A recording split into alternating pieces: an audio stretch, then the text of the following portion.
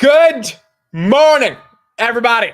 Welcome back to another episode of the Market Open. It is Tuesday, July 1st. We are officially into the month of July. Q3 starts today. This year has gone by very quick. I think I'm not the only one that feels like it is just running away from us, but we are here. We are live and we are back on Market Open. Again, this is going to be a shorter week. Thursday, we have a bit of a half day, and Friday, the market's going to be closed for Independence Day. But in the past 24 hours, we have decent amount to talk about as we get into the Market Open. And, well, as we begin Q3, of course, we would start with some drama, right? Like, why not? Why freaking not? Good morning, everybody. Pre-markets are relatively green. They're not as green as they were last night. We got Robinhood. Well, obviously, we'll talk about what's going on with Robinhood. We hit $98 last night in the pre-markets. I think we hit $98.70. It's at $94.30. I think something happened last night that kind of caused the entire market to take a little bit of a breather, and we'll talk about kind of what that was. It has to do with Mr. Elon Musk and Tesla, and unfortunately, Tesla right here down 6%, below 300.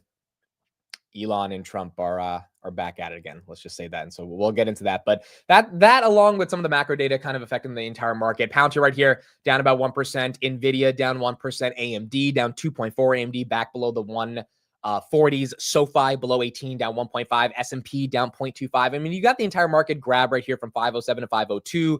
Google from 178 yesterday, or 181 yesterday, to 175. Meta from basically 748 to 736. I mean, you're kind of getting one of those days in the pre-market where we'll see if this holds up when the market's open, but it's kind of giving back some of the gains that we've had over the past couple of days. And I don't even know if you want to call this giving back down 1%, right? It's kind of normal to give back a little bit of this as we, have such a big, as we had such a big week. Definitely as we had such a big day yesterday. But regardless, we are definitely red in the pre-markets. Coinbase right here, down about 2%. CoreWeave down about 1%. The Qs down about 1/3%. Uber down 0.5%. I mean, this is not a dip at all. ASTS right here basically flat. It was down about 5% yesterday, but it is red compared to where we were yesterday. Circle's up a little bit. Bitcoin is at 106, and BMNR, Tom Lee's new Bitcoin Ethereum Treasury miner, is up 48% in the pre-markets. Because why not? This thing is up literally 10x in a day. I mean, the Tom Lee effect, bro. It's the freaking Tom Lee effect. So that is one of the stocks that is having a really fun pre-market. But everything else kind of chilling out, not really doing too much. And then Tesla, we'll talk about what's happening right here. But Tesla down about 7%. Robinhood, 94.27, up about 0.5% in the pre-markets. So we will get into everything and talk about what's going on. I think it's okay if we have a little bit of a red day. I mean, to start off Q3, we'll look at some historical metrics on what happens in Q3. I have some charts that I want to show everybody in terms of what you should expect for July. TLDR, July tends to be okay. It tends to be a month that's relatively good. August and September tend to be worse. So I don't think it should be too bad. But, we had a really good June, really good May, and a recovery from April. So it's not crazy to see that going a little red. Yeah, no one wants to be long before the long weekend. That's also true. I mean, you have some people that generally are going to sell off before we get into the long weekend as well. So we will talk about it, get into all that, and we'll keep going from there. Powell speaks at 9:30. Okay, I think he might be doing like one of those 5-minute speeches at some economic club. We'll pull it up and make sure we watch it, but I don't think it's going to be that different. I definitely don't think he's going to say anything that's that unique, but we'll try to see what Powell says as well. All right, good morning, everybody. Let's get into it. Nick, what's up? Platinum Circle, Dylan, Ian, Finer's Diner, good morning. Thank you all for being here. Gus, I'm late currently right now. I was a minute late, but we're here currently right now. So it's all right. Geez, if Amit ends up missing for gone too long, at least there will be a community of a search party looking for him. That is fair. I think one time, I think like a couple months ago, I was really sick and I didn't explain why I didn't make the market close or market open. And there was a lot of people that were looking for me, which I appreciate. It means there's a decent amount of people that cared. So yes, if I can't make the show ever, there will hopefully be a reason for why, other than me being late currently right now. It is not my birthday. I don't know why everyone's saying that. I mean, usually it's like 3 or 4 people, but today it's compounding. I guess there's some new people in the chat that are believing that it's my birthday. It's not my birthday. My birthday's in October. I appreciate the happy birthday wishes though. But yeah, today is not my birthday. If it is someone's birthday, let us know in the chat. We can all wish you a Wish you happy birthday. Oh, it's June's birthday? Oh, wow. All right. Happy birthday to June, who was born on July 1st. I love that your name is June and is July 1st. June has been watching the channel for, I don't know, 3 years now. June has been here for a long time. So shout out to June. She's been a supporter of the channel for a long time. She's been keeping up with the OG days, finance junkies, all that stuff. She's here pretty much every day, listening and watching. I've got to meet June, I think twice, once in Vegas, once in California. So yeah, it's awesome, June. I didn't even know it was your birthday. That's great. July 1st. I love it, dude. July 1st, and your name is June. It's a nice little way to have a birthday. I love it. Happy birthday to June. Thank you for being here. Thank you for being part of the community. And yeah, we can wish June a happy birthday. I think someone said their birthday was yesterday as well. You guys got to tell me when your birthday is, because now that we have, people here every morning, I would imagine like almost every day, every other day, it would be someone's birthday. I think someone said it was their birthday yesterday. Oh, AB8 Hobbies Adam. It's actually my birthday today. All right. He's got a birthday with June as well. That's great. Happy birthday. And yeah, I think someone said yesterday was their birthday. Dude, again, for me, birthdays are always really special. Birthdays, I think you always kind of, you believe in birthdays. You kind of, yeah, it is. I think the quote from George Lopez is birthdays just mean you're 1 year closer to death. And I remember I asked my mom about that when I was like, why are birthdays special? Doesn't that mean you're 1 year closer to death? And I was like 10 years old. My mom was like, where'd you find it? I was like, I watched Nick at Night, and George Lopez on the show said birthdays are a year closer to death. She's like, no, we celebrate birthdays, even though he's right. She didn't admit it, but yeah, it's like, you still celebrate your birthdays regardless. Pedro, it was Pedro's birthday yesterday. Awesome. Pedro, happy birthday. Congrats to you. And happy belated from me and the chat. It is Canada's birthday as well, dude. Tanner told me this last night. It's Canada Day today. So happy birthday to all the Canadians. To all the Canadians. It is Canada's birthday. And it's going to be the United States' birthday on Friday. And today is Canada's birthday. All right, cool. Let's get started. Happy birthday to everyone. Also, happy birthday to everyone whose birthday was a couple days ago. We've got a lot to talk about today, a lot to get into. Let's get into it. And I think we're going to start off. With Tessie. I mean, we'll talk about Robinhood. Obviously, Robinhood, TLDR, incredible event yesterday. This thing hit $98. One thing I will say real quick, and we'll talk more about Robinhood, the 140 strikes are out on the option chain. So for everyone who is like really annoyed at the covered calls, and maybe they're stuck in 95 or 85 or whatever, I thought they were going to wait, a month to unleash the 140 covered calls. They were way quicker than Palantir. For Palantir, they took a long time to like increase new strikes. For Robinhood, they did it overnight. So now you have 125, 130, 135, and 140 across the entire options chain, which means, based on the volume that we see traded on those strikes today, people might be pretty damn bullish that this thing is headed towards 140, 125, 130. And so if you are in an option chain that's stuck at 85 or 90, you can roll up and out a couple months, even a year if you want to a much higher level, protect a lot of those shares, get a lot of those gains. And then, if you're stuck at 75 and you can get to 140, make an extra $70 a share, that's not the worst thing in the world. So that is one thing to look out for on the covered calls that we got for Robinhood. All right, cool. Let's start with Tesla. And then we will keep going from there. DW, thank you for becoming a channel member. Appreciate it. Dan Griffiths, thank you for becoming a channel member. Appreciate it. And of course, Triple V, thank you for being here. Thank you again for the $100 super chat. Again, Triple V, had a pretty fun day yesterday. Robinhood going up $15. He has a decent amount of Robinhood shares, and so that was not a bad day for him. Thank you, Triple V, for being here. Thank you, everybody, for being here. Let's get into it. All right, so what's going on with Tessie? Now, ironically, yesterday, if you guys remember in the market open, I said the least underdeveloped position in my portfolio is Tesla, and that I am seriously looking to build out that position, simply because I know the numbers suck. I know the earnings suck. I know the delivery numbers are going to suck, but I do believe that you don't fade Elon Musk, you don't fade robotaxis, you don't fade Optimus going into 2026, when I think it's going to really start to scale. I was up at 1 a.m. last night. Part of the reason why I was up is because Robinhood kept sending me notifications of the stock going up. I mean, literally, I was trying to sleep and they were sending me these notifications. I mean, what am I supposed to do? How am I supposed to sleep when I'm seeing this? But then I get this notification. Trump, Truth Social, 1 a.m. Elon Musk knew long before he so strongly endorsed me for president that I was strongly against the EV mandate. It is ridiculous and was always a major part of my campaign. Electric cars are fine, but not everyone should be forced to own one. Elon may get more subsidies than any human being in history by far. And without subsidies, Elon would probably have to close up shop and head back home to South Africa. No more rocket launches, satellites, or electric car production, and our country would save a fortune. Perhaps we should have Doge take a good hard look at this. Big money to be saved. Okay, so Trump saying that Elon should pack up his bags and go back to South Africa because he wouldn't be able to survive in the United States without the US government subsidizing his companies is kind of insane. And quite frankly, it's also like a knock. It's like a knock at Elon because a lot of people use this argument when it comes to just like, oh, Elon complains about subsidies and big government, but he gets so many subsidies in big government from the US government. And, he has like a helping hand. People use that as like a critique against Elon.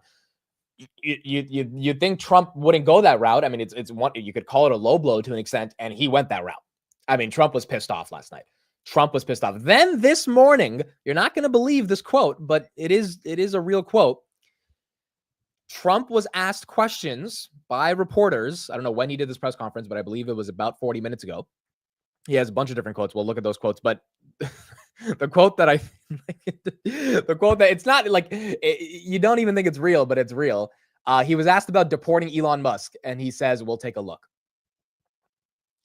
I mean, look, he's not going to deport Elon Musk, but the fact that like this is how he's answering these questions, I think Elon's got a little bit of buyer's remorse.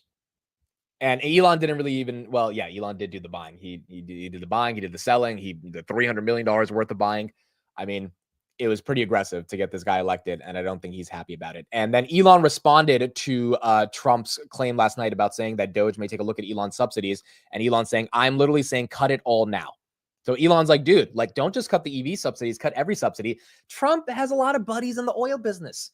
He's not going to cut the oil subsidies. Like, it is what it, I mean, like, to me, this is like unbelievable that Elon is complaining about this.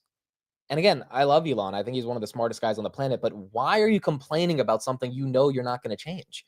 Like Trump is friends with all the oil companies. He's not going to give them a break. You're complaining about corporate bureaucracy and like essentially crony capitalism. Like, really? Like, this is going to happen. This is how Trump operates. There's not going to be some meaningful difference. And so the way he's acting about this is almost like he's like shocked that the oil subsidies get to exist, but the EV subsidies don't. He has a right to be mad about that. Don't get me wrong.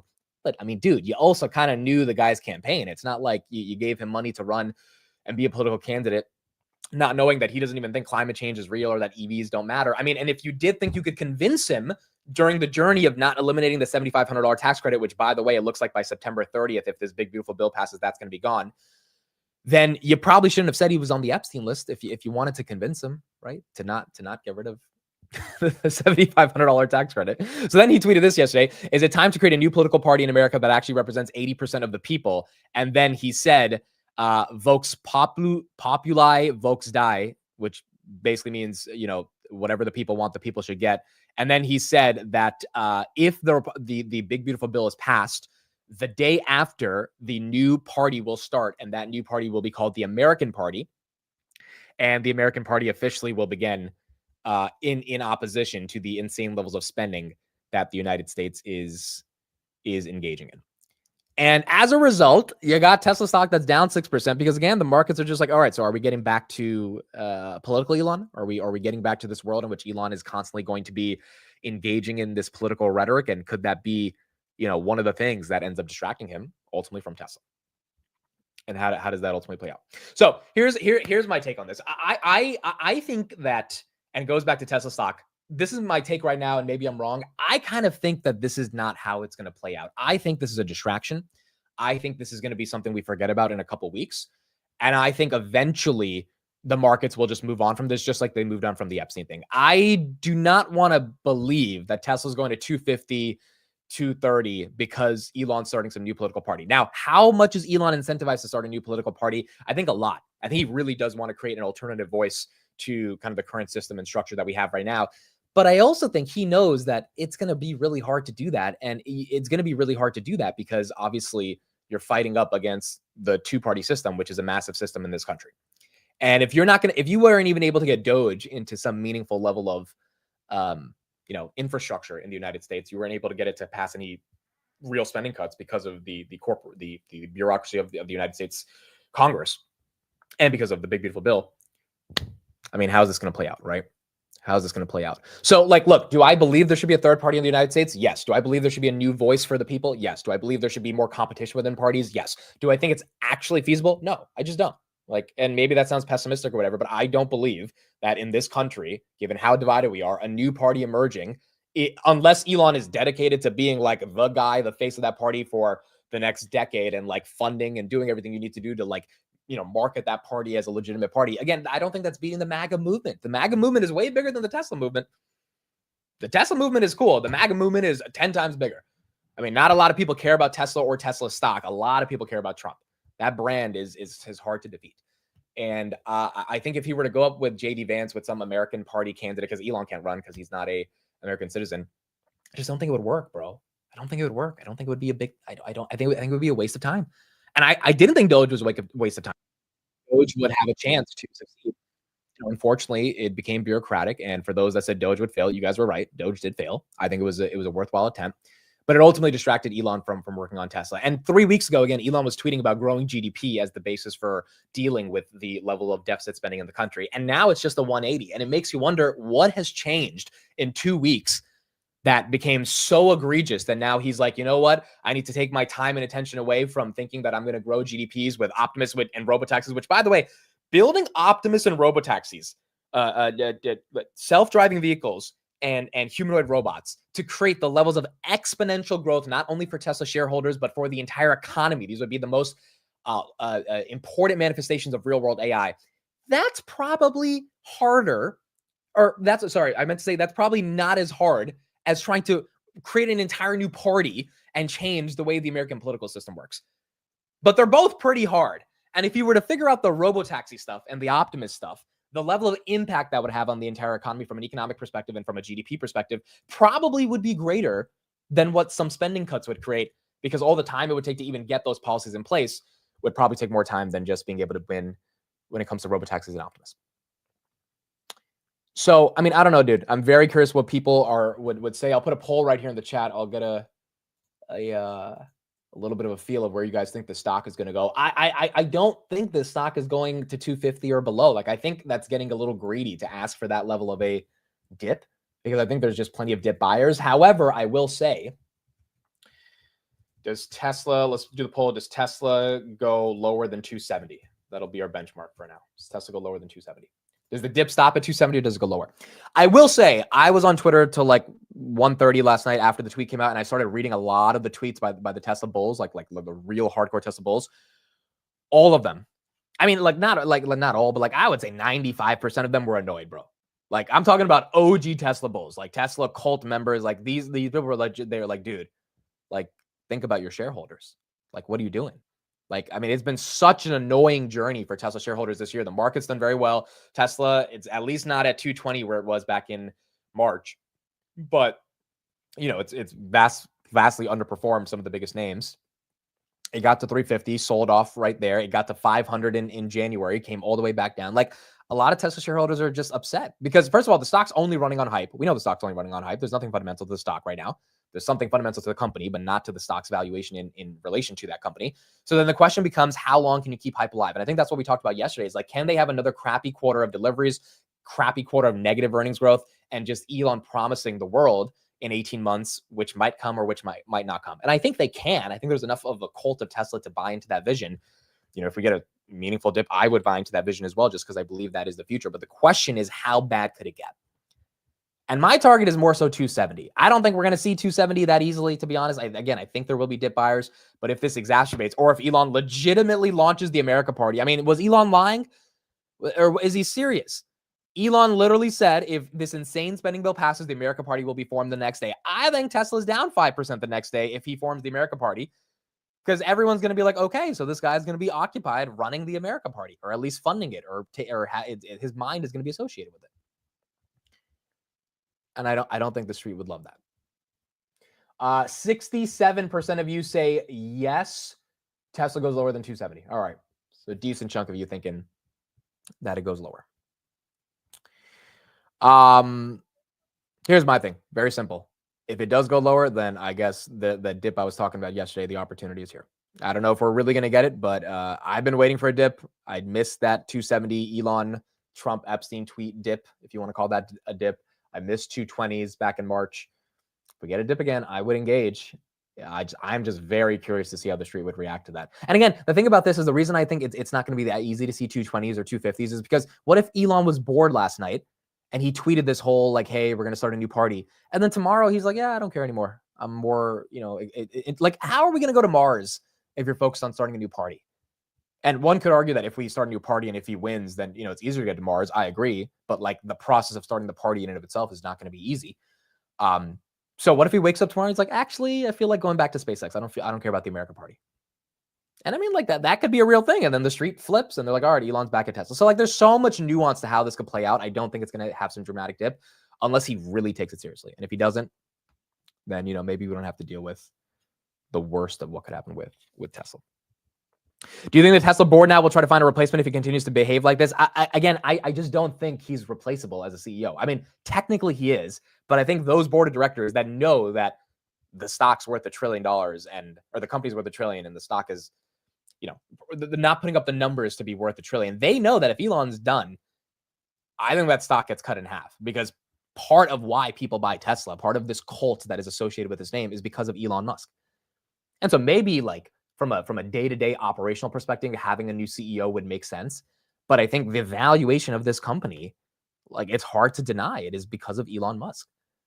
And no matter what CEO they get, there's no numbers they could put up that would be so amazing that would change the unit economics to get this to be justified at $1 trillion.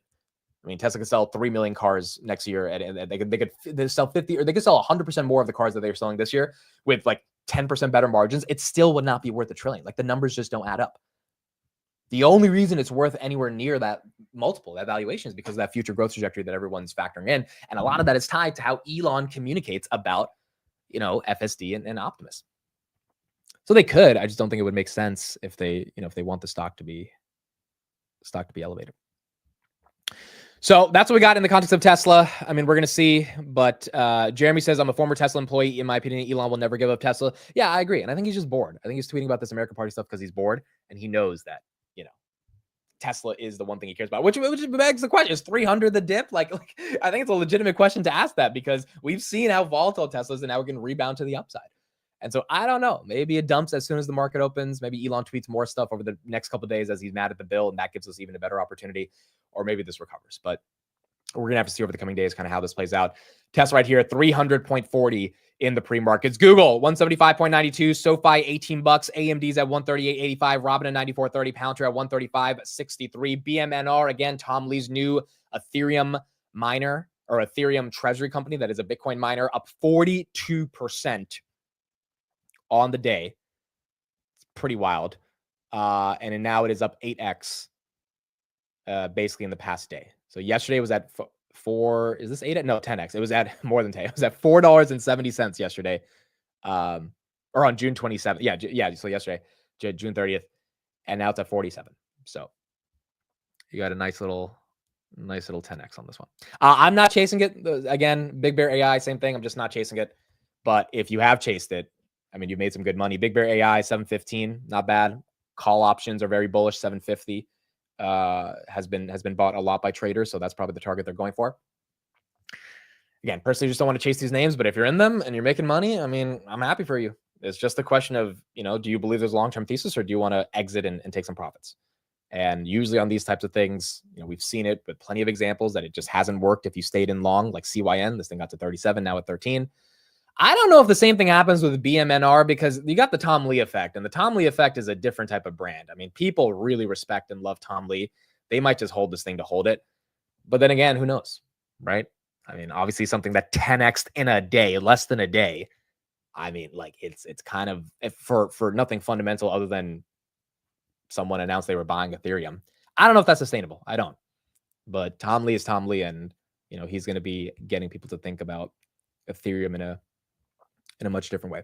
Elon will not actually be deported, in my opinion. I think Trump just said that because Trump was being Trump. I doubt Elon's going to be deported in any sense. But obviously, this is something that Trump is annoyed about, and he's probably annoyed that Elon publicly is saying that the bill, might not get passed. Here's a little bit of a video right here of Trump about 20 minutes ago. I found that interview that he did talking about Elon and the EV mandate as well. Subsidies, Peter. But Elon's very upset that the EV mandate is going to be terminated. And you know what? When you look at it, not everybody wants an electric car. I don't want an electric car. I want to have maybe gasoline, maybe electric, maybe a hybrid, maybe someday a hydrogen. If you have a hydrogen car, it has one problem. It blows up, So I'm going to give that one to Peter. I'm going to let Peter test it out. The hydrogen cars, and when they blow up, it's serious.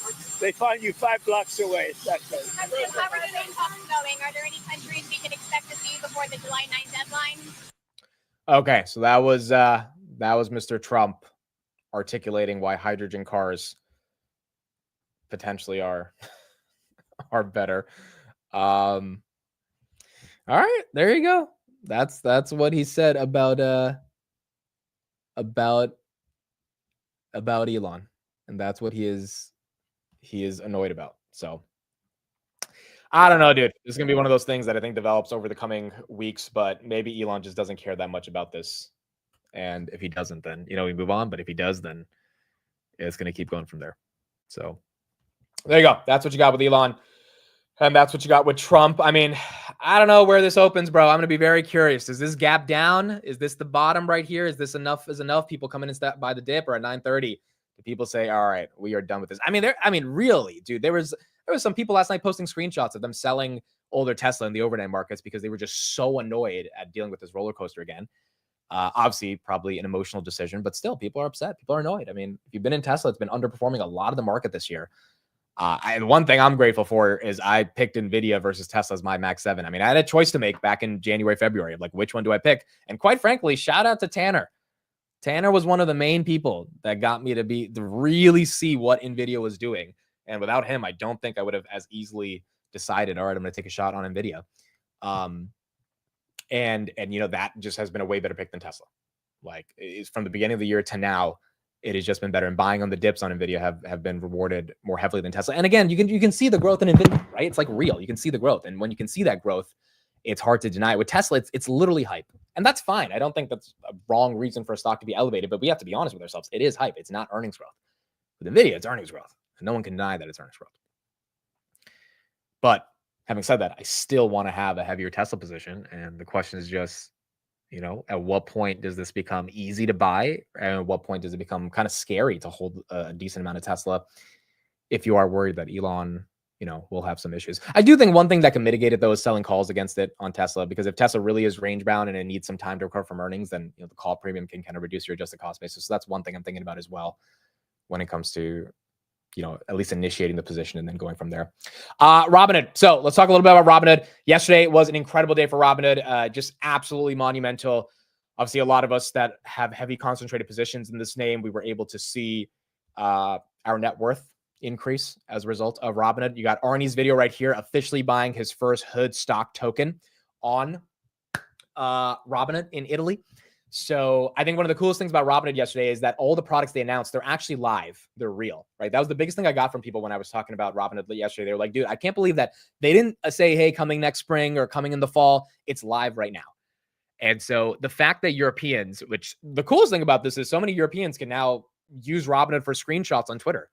Like, usually it was kind of just reserved to Americans posting screenshots of like the stock price. And now I've seen so many Europeans that have been posting about it because they have access to the app and they have access to the same stocks that we do in a tokenized manner. You had Vlad give a massive presentation on the Blackboard that has gone a bit viral, and people have been memeing this, but it's hilarious.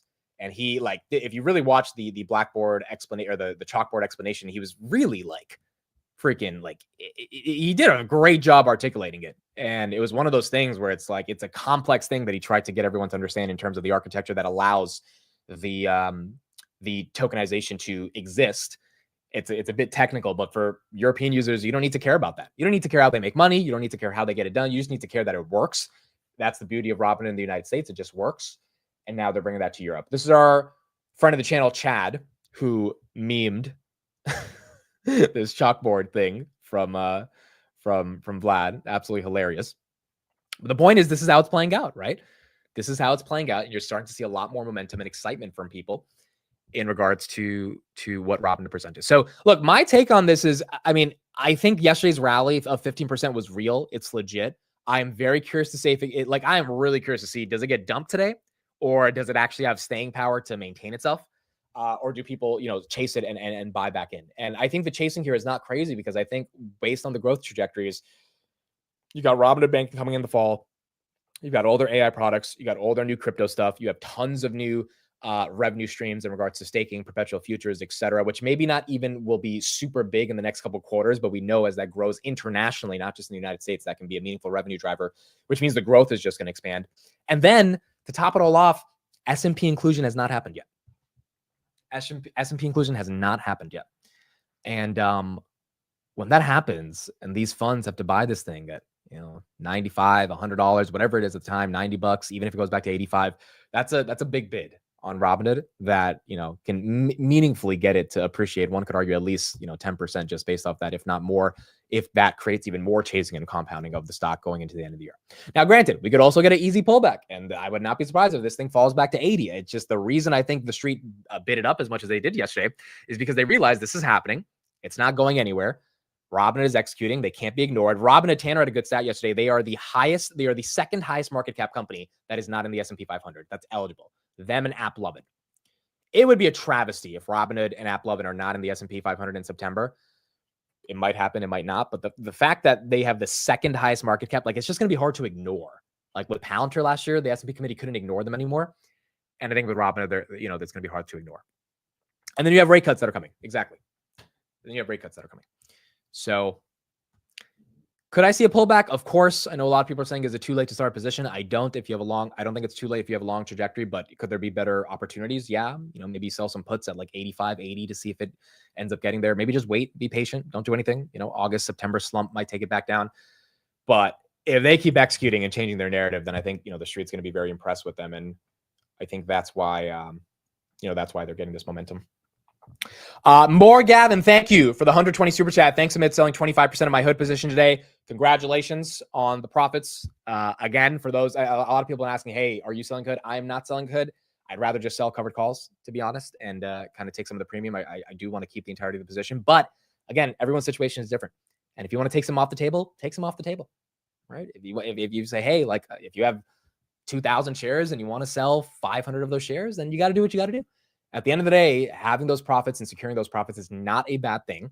It is something that probably will help you sleep better at night. And if you just don't want to sell and you want to keep it because you believe in the long-term vision, then I think that's fine as well.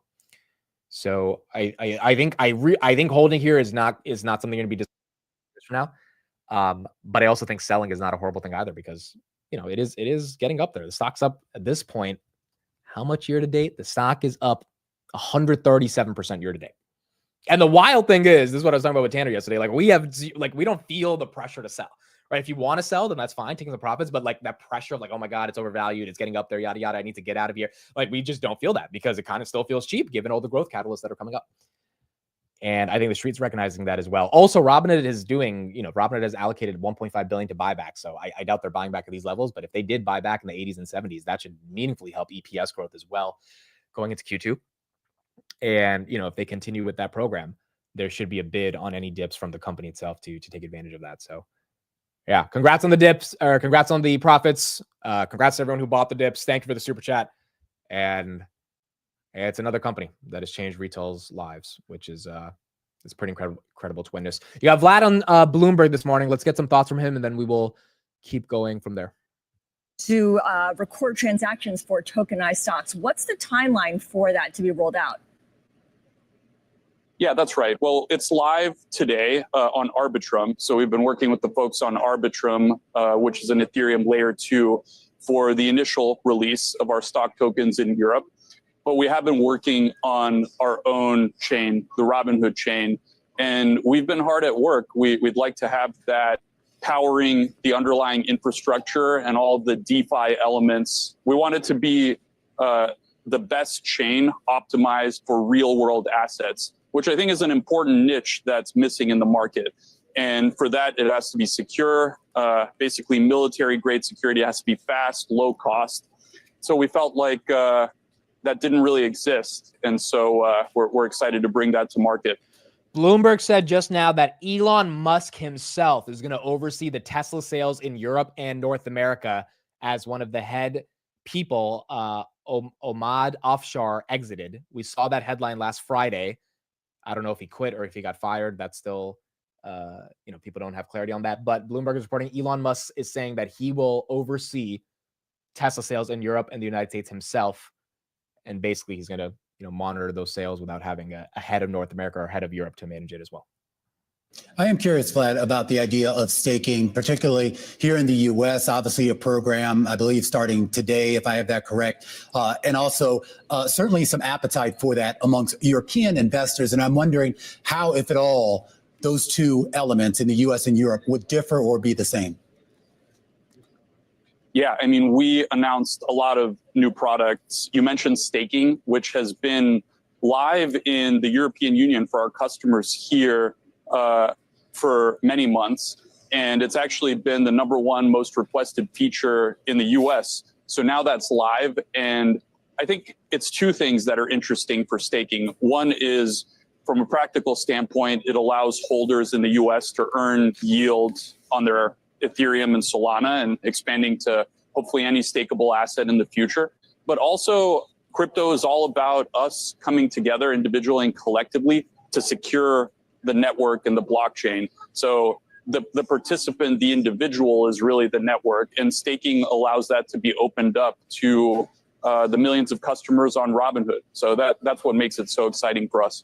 I am curious, as we start to see this ecosystem, the broader crypto ecosystem evolve and more importantly expand, and you kind of pointed out in your previous response, this idea that sort of the DeFi world and the traditional finance world are starting to overlap in that Venn diagram. And I am curious as to what your ambitions are for Robinhood. Is this more of a move of a shift where that Venn diagram for Robinhood looks more like traditional finance or something in between?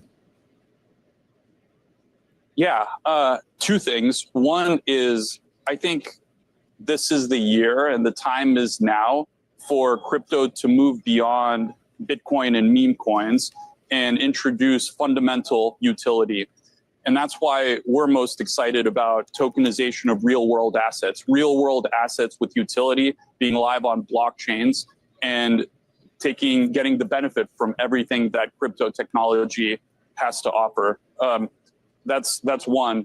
Two, we think in the future, crypto and traditional financial services will fully merge, and crypto will become the infrastructure layer behind all kinds of financial services, from payments, which you're starting to see with stable coins, to holding deposits, which has been the realm of traditional checking and savings accounts.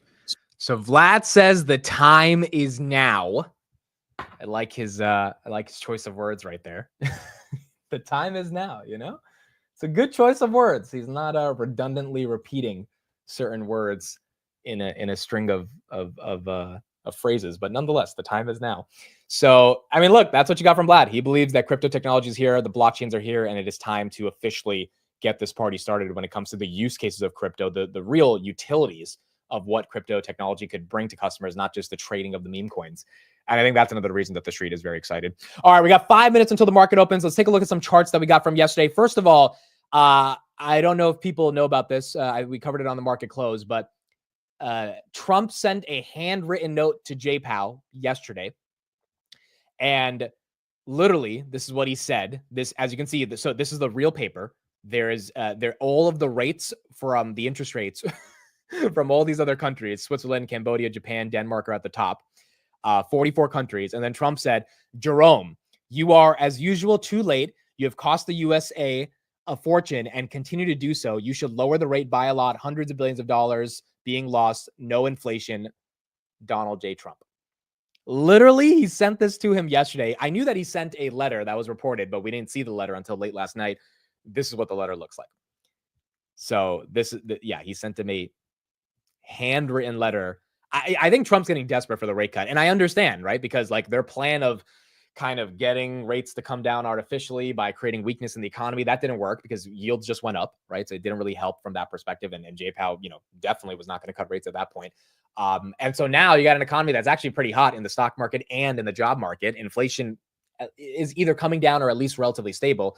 And so Trump's trying to give Powell some level of analysis here on why it's time to cut. But I don't think Powell's buying it because Powell and a lot of the other Fed members believe that the tariff inflation is going to show up in the second half of the year. And maybe they're right. If they're wrong, then, Trump's going to be bragging about this forever. But if they're right, then I don't know how Trump's going to justify it. If we really do see some meaningful level of tariff inflation. But, in the coming weeks, we're going to get to see. Then you got this chart by Goldman Sachs. So Goldman Sachs says the S&P 500 rally should keep going for the next couple of weeks before it loses steam in August. Historically, July is the strongest month for the S&P 500 with an average 1.67% gain since 1928, and the first 2 weeks are usually the best. So this is the chart I kind of wanted to show this morning about how July ends up being a really good year for the S&P 500. On average, 1.28%, which would be incredible. That means if we just go up from here at that rate, that would be basically taking us to, call it 625 on the S&P, 6250, which would not be bad. And August, September, you tend to get a lot more of a weaker market, but July tends to be good. And so we might be topping out in July. For those that are having a little bit of FOMO, maybe give it some time, wait till August, kind of see how this stuff plays out. Maybe for people that have underwater covered calls, give it till August, September, kind of see if you can navigate those positions. But I think that if we do have a good July, then who knows, dude? I mean, if things get really fun in this month, we could see equity prices go even higher as we get into the first month of Q2. So we have that right there. And then I just want to show this real quick in the context of equity premium. So take a look at this. This is the current U.S. equity index next 12 months PE valuations relative to the 20-year distribution. We are pretty much at the highest level we've ever been. NASDAQ's at 28 times, Russell's at 24 times, the S&P 500 is at 22 times. So when people say, hey, the market is expensive right now, they're not wrong. The market is expensive. However, the earnings growth might be enough to justify 22 times. And, I think this could expand to 24, 25 times by the end of the year, putting us closer to that 65, 6,800 range on the S&P, but we got to put up the earnings growth. And if we do, then, it's not going to be too bad. We'll talk about Meta as the market opens as well. Zucks has appointed the Scale AI as the head of AI at Meta, the chief AI scientist. And they put out a list. I mean, it's wild, bro. They put out a list yesterday of all the people they stole from OpenAI. Like they just blatantly put out a list of here's all the people we stole from OpenAI. And it was kind of wild. I did not expect them to do that. We'll talk more about it later. But yeah, Meta's getting pretty excited about all the AI talent they're getting.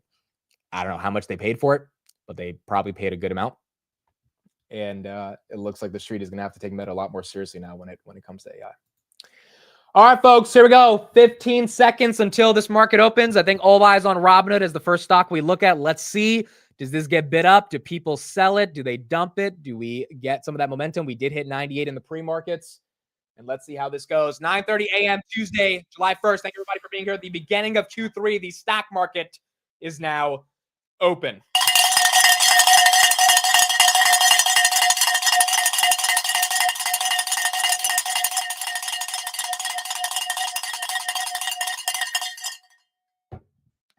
All right, wake your ass up. Let's get into it. Robinhood, 95.19. Robinhood opens up at that $95 level. It's not really going red. We're not seeing a red candle right here. So you're getting a bid. You're getting a lot of buy orders get executed at these levels, holding 95, which is very nice to see for Robinhood. 95.29 right here. We're going to see if that can make its way back to that 98 level that it was in the pre-markets, but not too bad.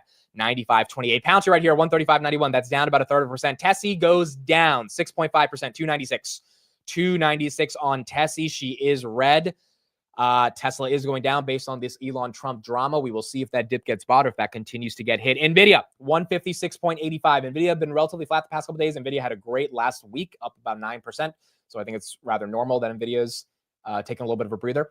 But NVIDIA right here at 156. SoFi, 1793. S&P 500, 616. Google, 175. That's down. Grab, 504. That's kind of green. Grab right there at 505. Reddit right here at 150. Amazon right here at 219. Meta at 733. Salesforce at 271. That's down. Robin again 95.50, and then Pounds here at 135.73 at the moment. Where is Rocket Lab? I think that's opened at 37. Rocket Lab 37.57. You know why Rocket Lab is up? Very simple.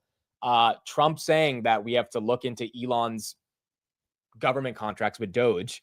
That involves SpaceX. I mean, there you go. The market's perceiving, all right, Rocket Lab, all these other space vendors, ASTS, they might be winners of contracts outside of SpaceX if Elon is going to be someone who's just not welcomed by the administration in terms of some of the companies that he deploys inside of the government. So that might be one of the reasons why SpaceX or why Robinhood or not Rocket Lab's getting the bid. HIM's right here down about 0.2%. ASTS right here is down 2%. So ASTS not getting that bid, but Rocket Lab is. Wow, Rocket Lab might break 37. We might break 37. Robinhood, did we touch 96? We did touch 96. Got rejected at 96.14, but we did touch 96. Tesla 294 continues to go down. Yeah, Rocket Lab is a SpaceX hedge. That's exactly what I meant to say. Exactly. Rocket Lab is a SpaceX hedge. And this is a real thing. I mean, we had one of the space guys on the deep dives the other day, and he said from the connections that he's talked to, because he's deep in the space industry, there are legitimate concerns that Elon Musk is a key man risk to SpaceX. And in one moment, if Elon says, hey, I don't feel like working with the U.S. government, like, what does the U.S. government do? They need to have some diversification of vendors. And Rocket Lab's kind of next up on that list, which, theoretically could be that SpaceX hedge. Wow, it hit 38. We did hit 38. Yep, there you go. Broke 38. Broke 38. Archer, by the way, down about 4%. Disney right here is down about 0.5%. Rocket Lab did break 30. Got rejected at 38.26. Got rejected at 38.26, but it did touch that. UNH 312, not bad. UNH getting some love. Tesla still 295. Robinhood trying to get back to 96. S&P 616. SoFi back above 18. Grab trying to hold on to that $5 range. Google right here at 175.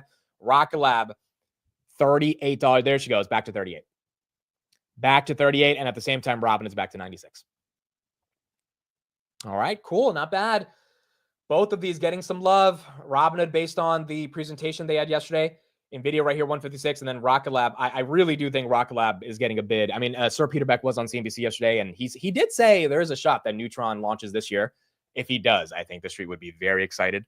But even if it doesn't, I think 2026 is happening. But again, if we saw this happen last time when Elon was tweeting that he's going to decommission Dragon from the United States, like, from the government, like, you start to think the perception is there needs to be more vendors just in case anything happens with SpaceX, and it makes sense. So Rocket Lab being a beneficiary of that momentum to the upside for them in regards to more government contracts. Disney right here, 123, Intel 2245, GameStop at 2415. Where is Amazon? Amazon on the day 219. That one's slightly recovering from when it was down yesterday. SoFi right here, 1817. BMNR halted again. My goodness, it's up 70%. Holy crap. Robin at 97. 97 on Hoodie. We got 97. All right. So yesterday, overnight markets, it wasn't just the overnight markets. It was actually people bidding this up. You're seeing this get some momentum right here. I'll check 98 resistance. I mean, it looks like it wants to go on that run. 98 is 25,000 shares, which is not that crazy. There you go. 97.17, 97.37 for Robinhood. Pounter 134. Pounter goes down. Tesla still getting hit. Grab trying to hold above $5. Reddit right here, that's down at 150. A little bit red on the day. It was up 5% yesterday. App loving as well, 353. That's up about 1%. But Robinhood really having an incredible day. And Google right here at 175. Rocket Lab, we are 36.89. All right, so Rocket Lab getting rejected at that 38 level as well. Dude, my mom's 95 covered calls that I wrote for her when Robinhood was 77. For July 3rd, they were up like 90% the other day. I was like, I'll leave them, no issue. And then here you go. It's just incredible, dude. It's just incredible. So we'll be able to roll it easily. I mean, it's not going to be a hard thing to roll it, and I think we'll be more conservative. Roll it to like August, like 125, 130 or something. But still, like, it's just amazing. 97.75. I mean, the market has obviously decided that the event they showed up yesterday is going to increase their growth dramatically over the coming years, and they're pricing that in. They are pricing that in. CrowdStrike all-time highs. Are we about to hit 98 on Hoodie? CrowdStrike, wow, 516. That's great for Steve's portfolio. Steve's got CrowdStrike. Are we about to hit 98, folks? We're 5 cents away. 25,000 shares. We are very close. We are very, very, very close. Let's see. There you go, 98. 90 freaking 8, folks. 98. You know what's better than 98? You know what's better than 98? 99 resistance. What do we got? 99 resistance is, guys, it's 5,000 shares. It's 5,000 shares. It's 5,000 shares. And if we hit 99, I think she's going to want 100. I think she's going to want 100.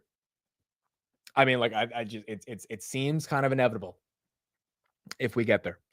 If we get there. Yeah, 69 is better than 98 as well, but 99 would be very nice to see. NVIDIA right here, 156, Palantir 134, and then Robinhood 96.90. Grab holding above 5, MicroStrategy 393, HIMS 49.78.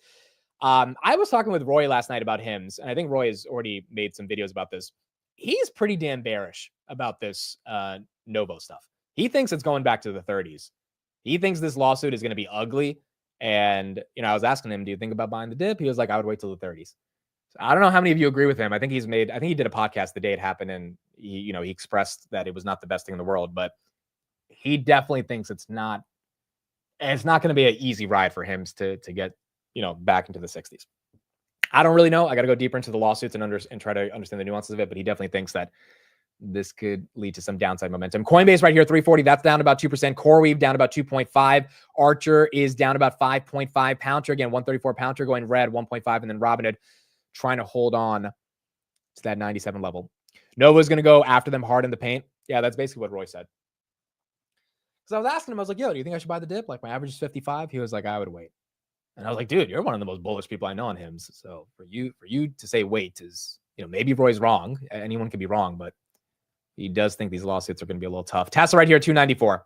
294. We hit 293 as the low on the day. But Tesla right now, 294. It's Oscar moving as well. Where's Oscar?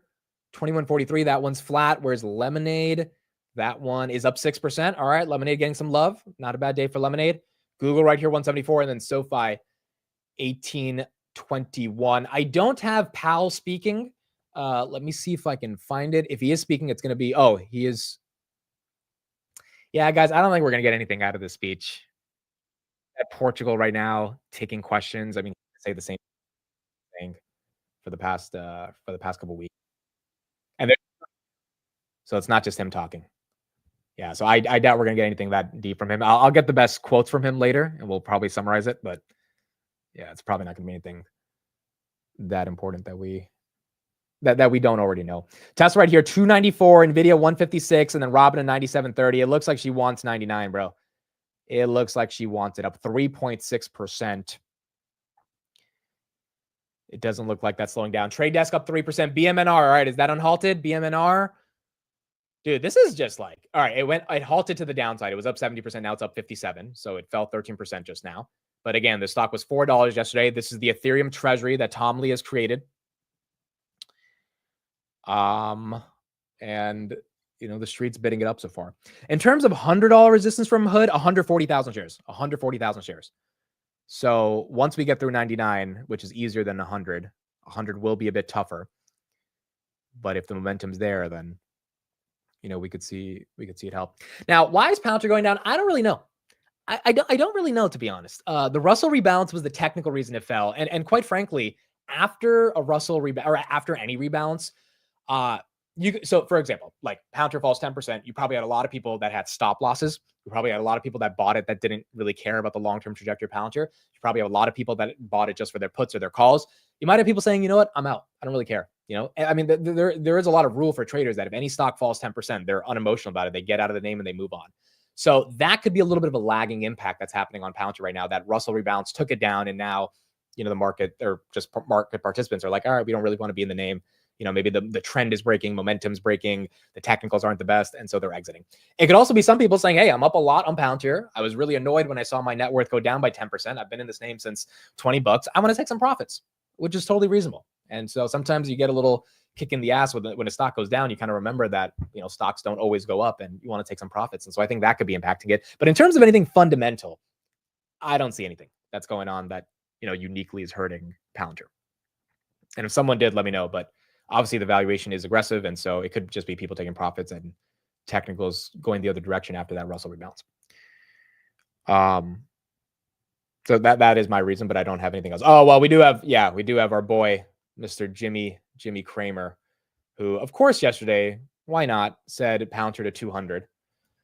So that's your reason right there. There's your actual fundamental reason. I don't know why he does this, bro. Every time. Look at this. Pouncer on my sked to 200. Every time. That was enough.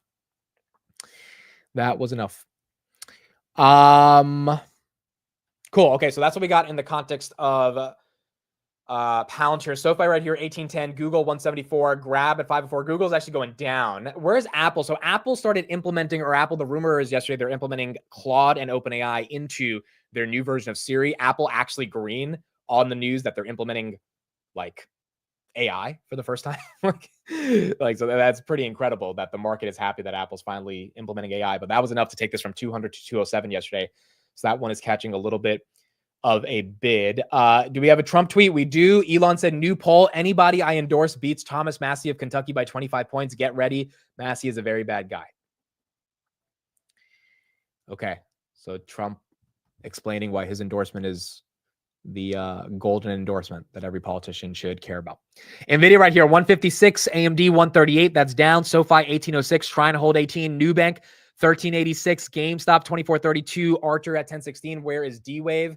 Some of the quantum names, that one's down about 1%. Big Bear AI, that is down 1%. SoundHound, that is down 5%. All right, so a lot of the speculative names going red. S&P red as well, down by 0.2.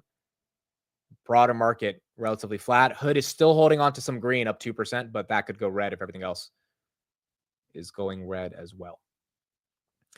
So you could see some weakness across the entire market as some of the indices are now coming down. All right, cool. That's what we got. And then Powell is not talking, by the way. I'm looking at the video right now. You have I think you have the European Commissioner talking. So yeah, we're gonna have to get some quotes from Powell after this is done. And I think we'll get them in like 20 minutes because we'll get the summary from Bloomberg in real time. But yeah, actually watching it is just gonna be a panel of him talking with the other central bank leaders. Lemonade is up. That's green. We do have Tesla 297. We do have ISM data, I think, coming out in a minute.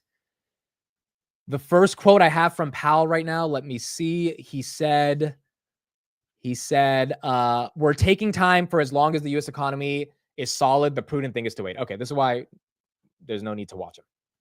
I mean, he's literally just saying we're going to be data dependent.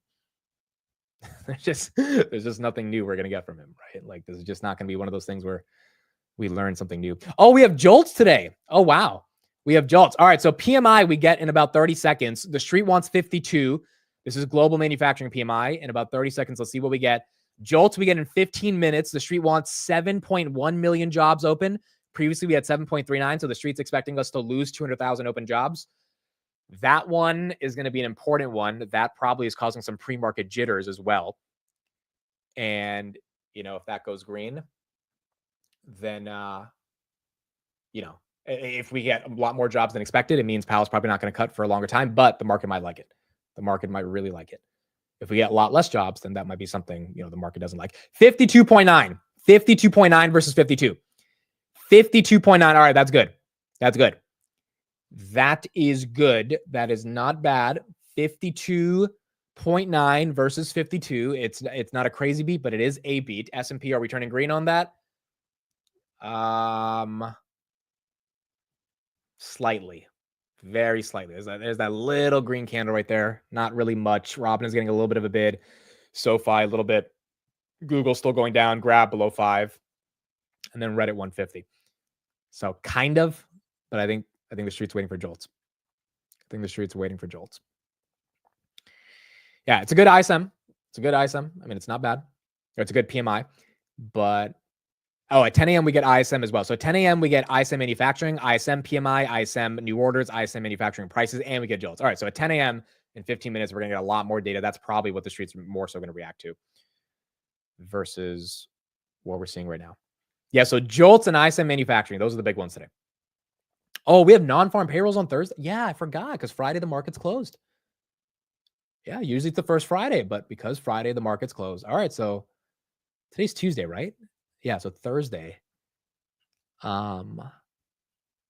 Thursday, we're going to get a lot more data from a job perspective. S&P 616, that's basically flat. NVIDIA 156, Tesla 297. I don't know. Tesla 293, was that the low? Or is that going higher? I think it's also dependent on what Elon says throughout the next couple of days. Google right here, 174. Where's Microsoft? That did hit 500 yesterday. Microsoft, 497. Back to 497. Yeah, Thursday closes at 1 o'clock as well.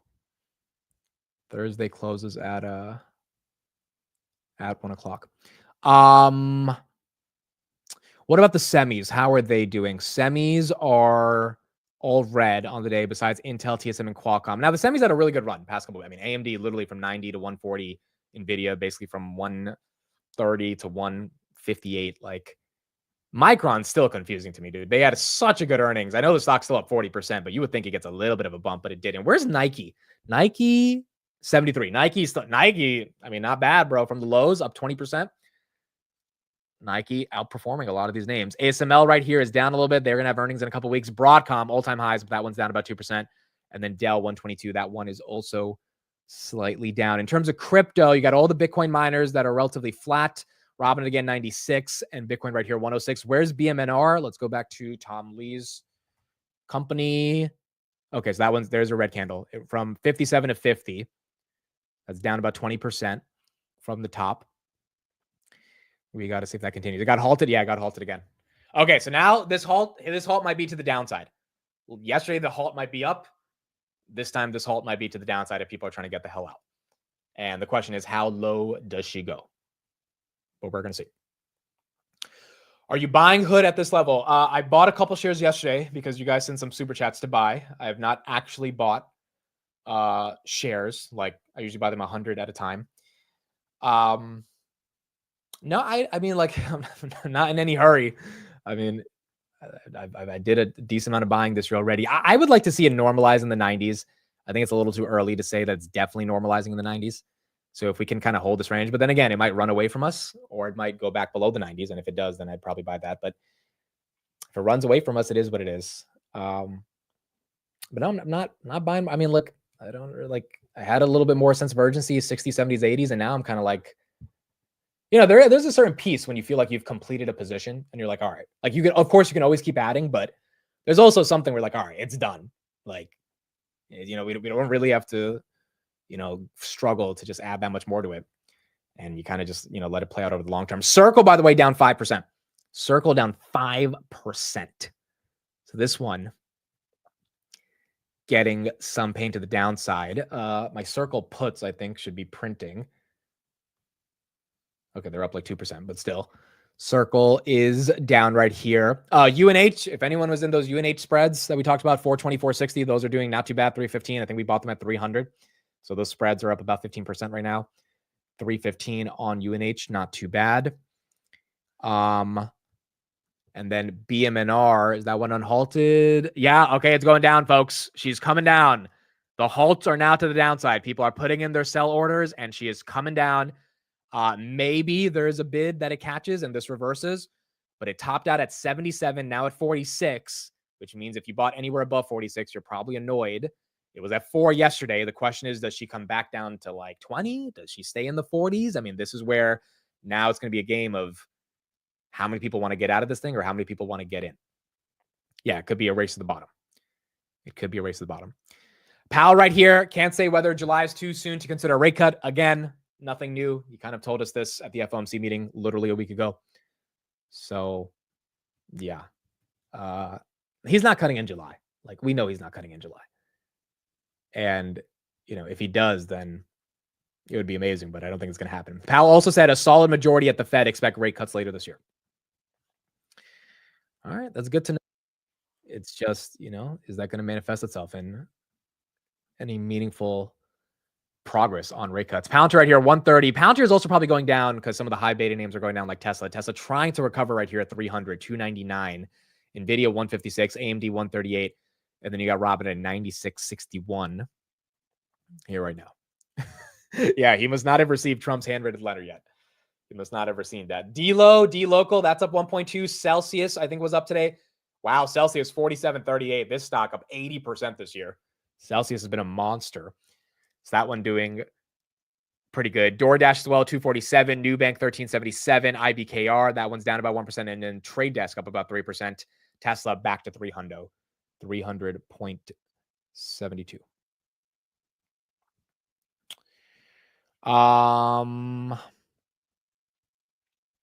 Okay, we got about 9 minutes, and then we will see what data comes out and where it goes from there. Again, ISM and JOLTS is kind of the main thing we are looking for in terms of Tesla. I think here's a little bit of coverage right here. Let's pull this up, and then we'll keep going from there. Let me share this right here. All right. Because there has been reporting that, in fact, the Senate will not be holding the automakers accountable any longer for this. Well, and so getting crushed. That could hurt. What I think is really behind this is simply the resumption of hostilities between Elon Musk and Donald Trump. Well, a lot of people did feel that that friendship could mean that the interstate highway system would allow self-driving vehicles, including Musk. A lot of people thought that would be the point of the friendship. Tesla right here getting a little bit of a pump 301. And now I think people are wondering if Trump's going to really capitulate on creating those self-driving regulations. Robinhood getting a pump as well, 97.85. All right, I think she's going for it again. JOLTS data in the next 10 minutes. That's going to really be important as well to see kind of how that plays out. 97.67, trying to get back to that 98 level. Pouncer right here, 133, Tesla 302. All right, Tesla getting a bit of a green candle. I don't think there's any news right here, but it's trying to recover. S&P 617, about to go green, almost as if they know the JOLTS data is going to be good. Got 7 minutes until it comes out, but the market's almost everything's going up. Yeah, NVIDIA's going green, AMD's going green, Grab just went green, Google's going green. It's almost like somebody knows. Bitmine, that one's still down at 48, not collapsing. Tesla 302. Iran is moving. Iran, this bad boy, 15. That's up 7%. All right, that one's getting some love. Again, we still are in a pretty bullish market, so some of these dips, they might not be as aggressive as people would like. And you kind of just got to live with it, right? Sometimes the dip is down 4 or 5% max and then it moves from there. Tesla right here, 302, Pouncer 133, and then NVIDIA 156 with hoodie at 97.33. The Fed did not announce anything. This could also be just an algorithmic move before we get JOLTS data. JOLTS could be bad, and then it could, we could go down the other side. But in a little bit, we're going to see some of that data. Let's get a little bit of some of this macro stuff when it comes to PMI, and then we'll keep going from there. Yes. We're looking at a June final on S&P Global Manufacturing PMI, and normally going from mid-month to final only has subtle changes. Big change here. We went from 52.0 to 52.9, which makes this the best manufacturing PMI reading by S&P all year. As a matter of fact, all the way back to May of 22, which really is something. And if you look at 2025, wow, best manufacturing PMI since May of 22. That just doesn't scream recession. It does not scream recession. Now, that also means that we're probably not getting a rate cut anytime soon because, it's the best PMI since 2022. J-Powell's going to be like, hey, the economy is good. But it absolutely does not scream recession. It also means that tariffs, at least in the month of June and May, did not have the worst impact. And as a result, if inflation keeps coming down, that could be your case for rate cuts while the economy is growing, which means we are not going to be in stagflation. Every month this year is above 50 in expansion territory. So we want to really pay very close attention to this. And top of the hour, we'll get ISM's PMIs on manufacturing along with construction spending and JOLTS. Suffice it to say, the tape you played on Powell pretty much sums it up. All right, so we're going to get that in about 5 minutes. And then we'll see kind of what the broader market interprets some of this data as. So we'll get that in just a little bit. Snapchat's up 7%. Robinhood, wow, 98.20. Maybe Robinhood's going for it. All right, Snapchat is up about 8% right here. Tesla 302, Pouncer 133. I think she wants it. UNH also doing great today. I think she wants 99, folks. I think she wants it. 98.50. That's a new all-time high. She just make every penny up. That's a new all-time high. 98.60, new all-time high. I think she wants 99. I think she wants it. I think she wants it. I think it's time. And if she gets 99, you know she's going to try for 100. And maybe they tease us and they don't let us get it. But we know that they're going to be trying. Again, for the covered calls, if you are underwater on a covered call, they just opened up the 140 strikes across the board. So if the number one thing to you is protecting your shares, you can roll up and out for the next couple months. And you can pick anywhere from 120 to 140, which, I mean, look, if you want to be really conservative, 140, I mean, like you're really betting on Robinhood to go up another 50, 60%. You would, even if you don't get to make money off your shares, at least you get to keep them. And if it does go to 140, I mean, you got a good problem. You know, like having covered calls that are underwater are not the worst problems in the world to manage. It's just a question of how much money do you want to make, right? And you have to figure out how to navigate the position. But if most of people are not stuck in covered calls from like 50 to 70, which I don't think people are. I mean, some people are, but most of you guys are around that 70 to 85 range, even 90, 95s. Those are manageable, in my opinion. And if it does pump to 140, you know, and you roll the call to 140, you can easily roll that call again, because if it stays stuck at 140 and, you know, 130 to 150, you can manage that call at that time. So I think it is manageable right here. Obviously, if you have a cover call at 50, you're kind of done.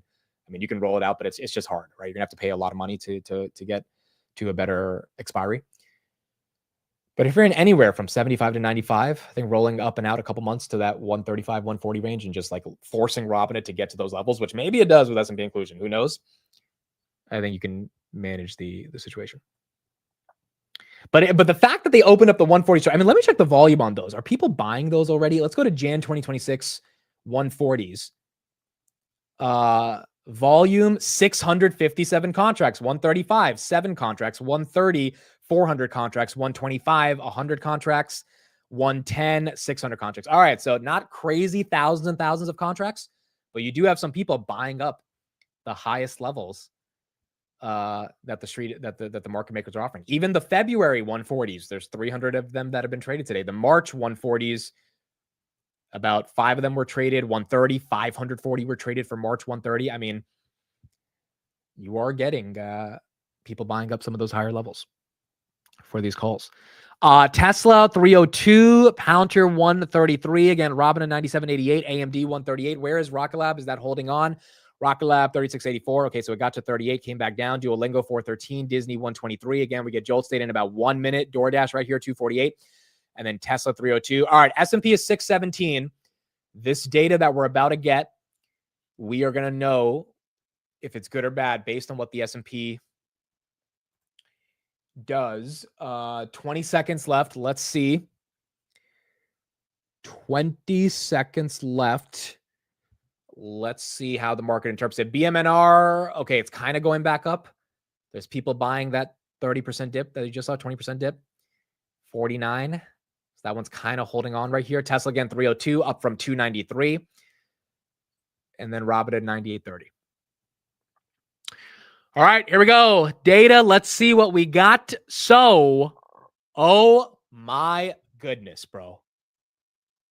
Oh my goodness. Either this is fake or this is one of the greatest economies ever. The market expected there would be 7.3 million jobs open. There's 7.769. That's a 400,000 beat on JOLTS. S&P kind of flat, not really reacting to it. Robinhood's trying to get to 99. S&P doesn't really care that much. I think the S&P is confused of like which way to go. Because either that's super bullish because so many people have so many jobs that because there's so many, you know, the Trump's going to say, hey, look, there's so many jobs open because I've given so many companies the freedom to, you know, build in America. I've taken away the regulation. Therefore, they're hiring more people. That's the bullish perspective. The bearish perspective is a lot of people are getting fired. And that's why these jobs are getting open, because they're ghost jobs. They're not real job openings. And as they get fired, the job seems like it's open, but there's no intention for that job to be filled. There's two perspectives there. And we know which perspective Trump's going to go with. But goodness gracious, dude, That was declining for the past couple quarters. That one is that's one of the biggest beats we've seen on JOLTS in a while. Okay, ISM 49 versus 48.8. That's a beat. ISM manufacturing employment 45 versus 47. That's a miss. Construction spending, we thought it would be -0.2. It came in at -0.3. That's a slight miss. ISM new orders, Street wanted 48. We came in at 46.4. That's a miss. And then manufacturing prices, Street wanted 69. We came in at 69.7. That's a bit higher. That's a miss. And then in terms of JOLTS job quits, the Street thought 3.18 million people quit their jobs. 3.293 million people quit their jobs. Robinhood, we touched 99. We did touch 99. S&P still confused, basically flat. Robinhood did indeed touch 99. Okay, so this is a little confusing, bro. This is a little confusing. This JOLTS number, it feels a bit aggressive. I don't know why we added 400,000 jobs. Like, you've either got to interpret the bearish or the bullish perspective of this, which is that we have so many companies are able to hire more people because Trump has created such a good economy, or you kind of got to call BS. Either these are fake jobs or it's not really real.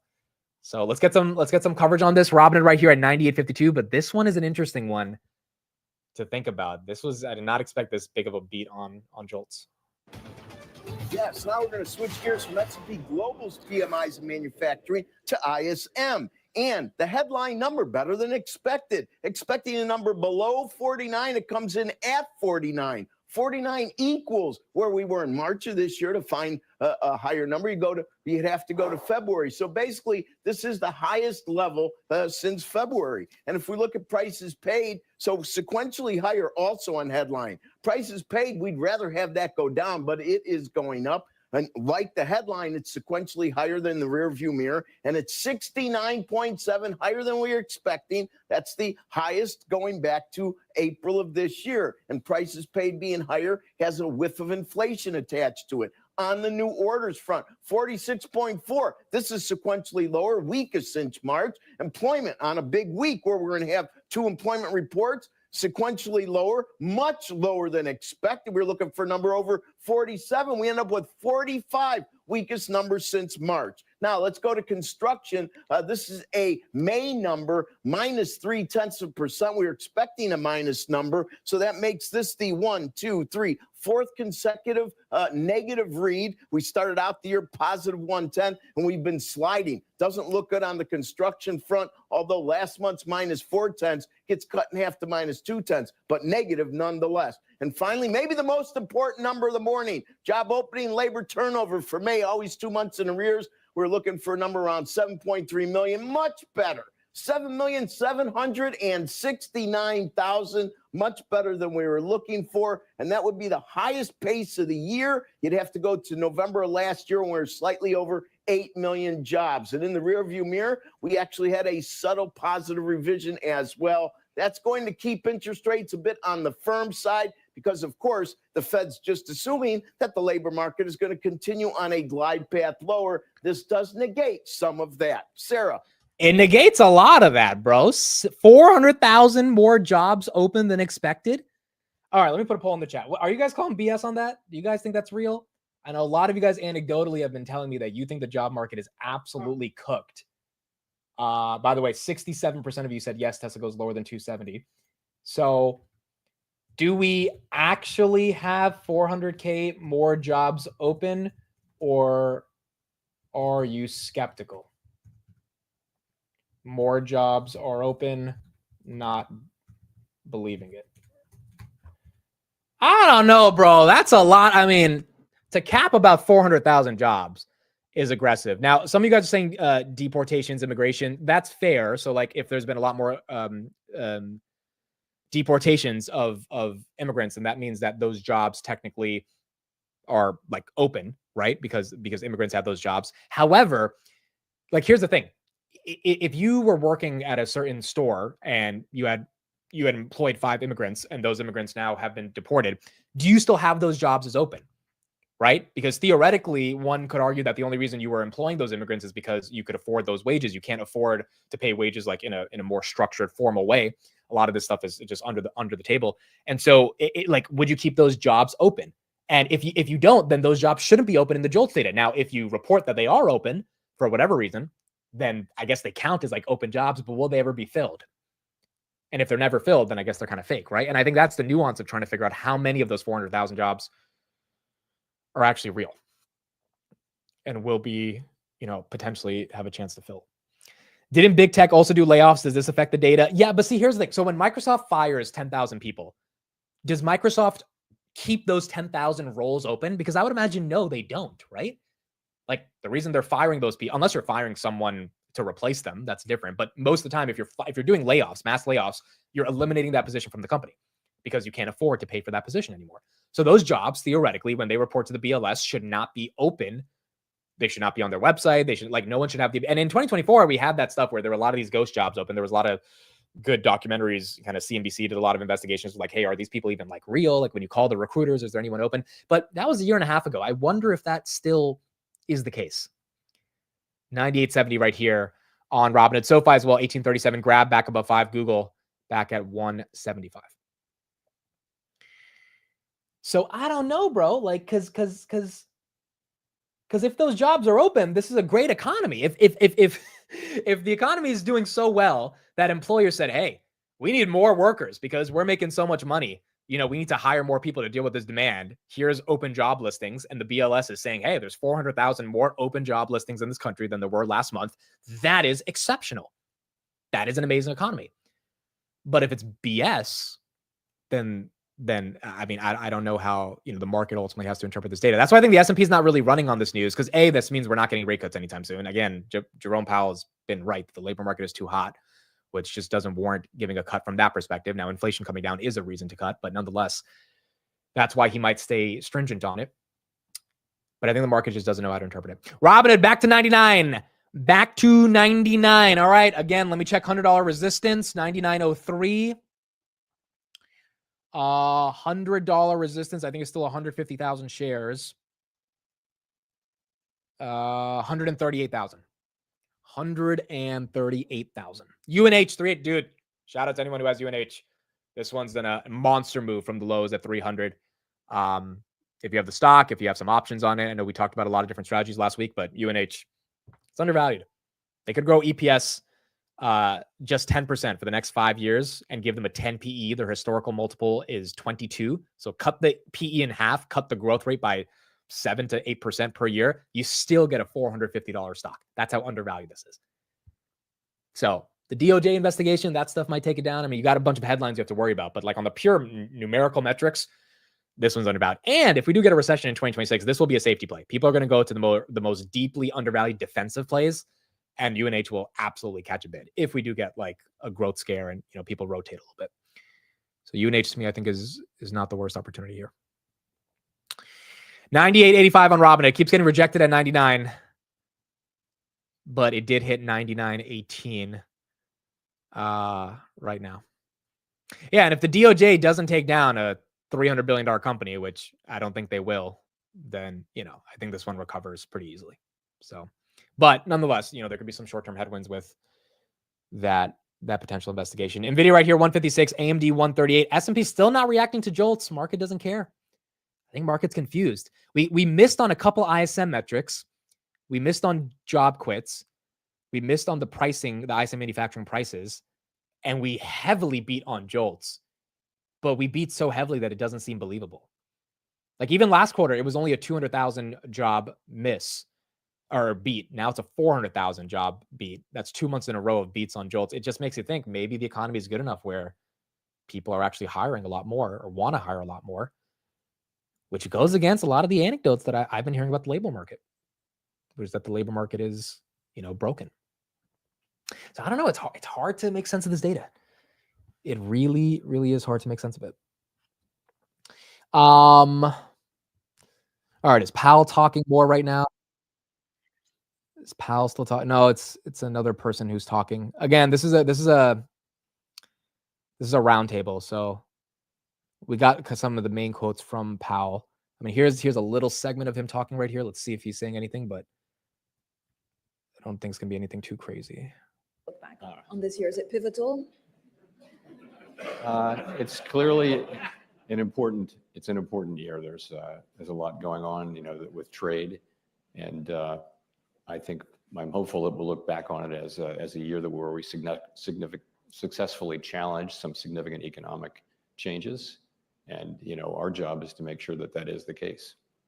You get attacked by the president a lot on a personal basis. Does it make your job harder? I'm very focused on just doing my job. I mean, there are things the things that matter are using our tools to achieve the goals that Congress has given us: maximum employment, price stability, financial stability. And that's what we focus on 100%. All right. So that's Powell again, ignoring everything that Trump's been saying to him. Robinhood right here, 98.56. VG, is that one taking a dip? VG is taking a dip, 5% down. Tesla trying to recover, 304. Trying to recover. SoFi 1830, grab above 5. Robinhood 98.37. Palantir. I don't know why Palantir is going down today. I think it's kind of, again, going down as more of a high beta stock. If you got covered calls on Palantir, though, not hurting. But Palantir right here down about 3%. Again, I will just reiterate, Palantir is a 300 billion market cap company. It is expensive. It's been expensive for a while. Stocks take breathers. They take breaks. I would not be surprised to see this one go down 10, 15%. It would still be aggressively expensive. That is okay. That is what happens. Like, it's the nature of markets, right? And there's no real catalyst for Palantir until earnings. There's kind of nothing in the news. I mean, the only thing that's been in the news is the New York Times stuff. Now, granted, the New York Times stuff has kind of died down and no one cares that much about it anymore. But I don't really see any fundamental reason why it's down other than people are taking profits, which, is not crazy. We're heading into one of the best months of the year. You might have it's midpoint of the year. People might be addressing their portfolios and saying, you know what, it's time for me to, take some profits right now, which is not crazy. Yeah. When did a 3% drop become a dump? I mean, like, it's, again, if you bought it at 145, I understand you're annoyed, but I just think the majority of people did not buy it at that very tippy top. And so it's one of those things where you're going to have to, everyone has to deal with it. I mean, even NVIDIA took a 50% drawdown this year. We have to deal with these stocks will go up and down, especially how volatile they are. And if there's a fundamental reason, I'll talk about it. I just don't see anything right now. And I don't think it's the New York Times stuff. I think there was some article posted on The Guardian yesterday about Palantir protests, but I don't think that's enough to really be taking it down on the day. APLD, is that one going down? APLD, that one's up 1.79. IREN, this one's getting some love. That's up 8% on the day. I know a lot of people have been thinking about this one. That's up 8.75%. So that one's doing well. Cisco right here, 0.26. Circle is slightly down about 1%. It was down 5%. So that got a little bit of recovery. And then SMCI is down 2%. Yeah, it's profit taking.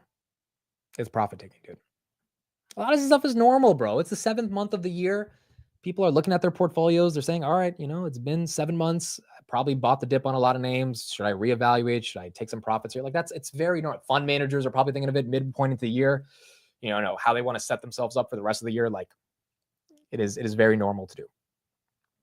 And, ultimately it's what makes a market, because as those prices potentially go lower, you have people that swoop in and buy the dip, and, people get exposure if they were underexposed, then it's kind of how the market works. Palantir right here, 131, Tessie 303. I think the Tesla story is not over yet, dude. I think Elon's going to tweet some stuff pretty soon, because the bill's about to get passed in another, 48 hours. And I think when this bill gets passed, Elon's going to be pissed, and he's not going to be happy. You already got people that are pissed. Mr. Dougie just sent me a screenshot, friend of the channel. Look at that. He's out.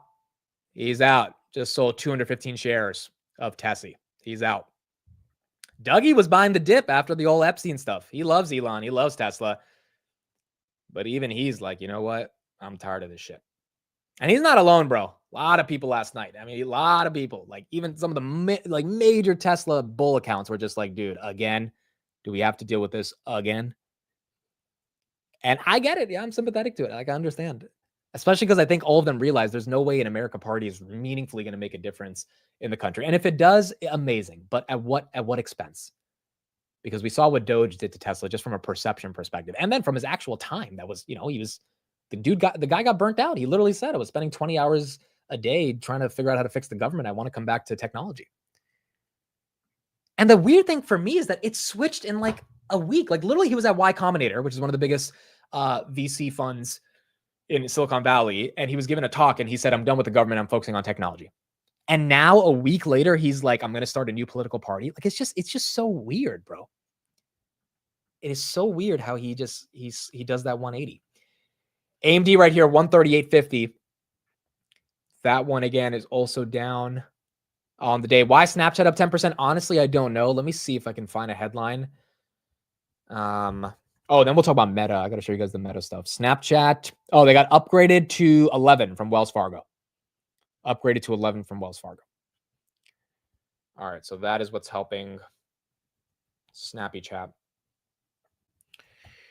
on the day. Okay, so let me pull up the tweet from Alexander Wang, who is now the new chief AI scientist at Meta, which is just astonishing to me that that's happening. But like, take a look at this. So he posted this. This is a big middle finger to everyone at OpenAI. A big middle finger to everyone at OpenAI. He says, I'm excited to be the chief AI officer of Meta, working alongside Nat Friedman, and thrilled to be accompanied by an incredible group of people joining on the same day. And then he puts a list of all the people they stole from OpenAI. Like, we stole Trapit Bansal from OpenAI. We stole Sukacho B from OpenAI. We stole Huan Chang from OpenAI. We stole Ji Lin from OpenAI. We stole Joel Pobar from Anthropic. We stole Jack Ray from Gemini. We stole Honggu Ren from OpenAI. We stole Johan Shawalak from Google. We stole P. Sun from Gemini. Like, they just stole everybody. 10 out of the 12 people on this list worked on OpenAI models. And so I think the street's looking at Meta and they're like, holy crap, dude, how much did Meta spend to get all these people? A, and B, are they seriously going to try competing with a closed model? Because Meta's been doing a lot of open source that has not really been giving them that much success against the GPTs and the Geminis of the world, which would be a brand new layer of competition that Meta ultimately gets into. And I just, like, you know, when Sam Altman said Meta is recruiting our people, like, he wasn't lying. They literally stole 10 out of 12 people, the other two from Gemini and Anthropic. And I'm just wondering, how much did they pay these people, bro? Like, it has to be in the tens of millions, if not, you know, hundreds of millions, as Sam Altman was saying, to make them leave equity at companies that are not as valuable as Meta and to come work for Zucks. Like, when people think of AI, do people even think of Meta? Like, I know Meta's done really well with AI inside of their advertising, but people don't use Meta AI. People use ChatGPT or Grok or Gemini. Like, who's talking to a Meta AI chatbot? I mean, no one, bro. You accidentally type something on Instagram and it leads you to some AI meta search, and that's how they get to claim you're a monthly active user when it comes to Meta AI. Like, no one uses Meta. So, like, for them to try to change consumer behavior and get people to start using Meta AI, maybe they're thinking, hey, we're already so far behind this race. We need the best of the best of the best talent to be able to build such a good model that it's going to beat GPT and Gemini. And I don't know if they're easily able to do that, given how fast GPT and Gemini are growing.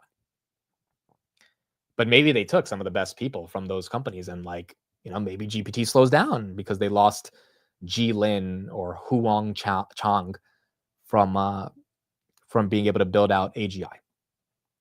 Tesla, by the way, recovering a little bit, 305, NVIDIA 155, Reddit 156, Nubank 1380, and then Robinhood cannot get over that 99 hump, got rejected at 99.18, but we're still at 97.80.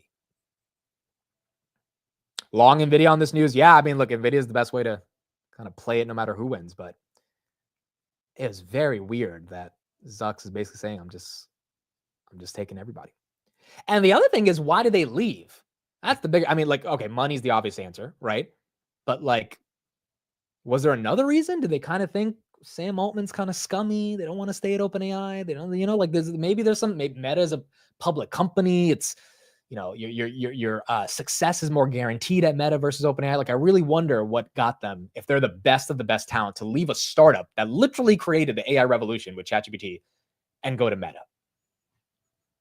It's just one of those things where I think Zucks had to, you know, give them a really compelling offer, not just monetarily, but with a mission. And maybe he's got something up his sleeve that, you know, a lot of us don't fully know.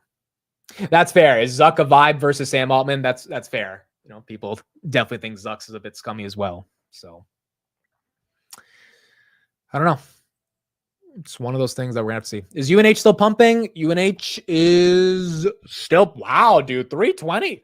Holy guacamole. Let me check my spreads on UNH. How are they doing? So again, we have 420, 460s. And again, at 320, I don't think UNH is expensive at all. At all. I think this one will be fine. Those spreads are worth 963 today. I paid 830 for them.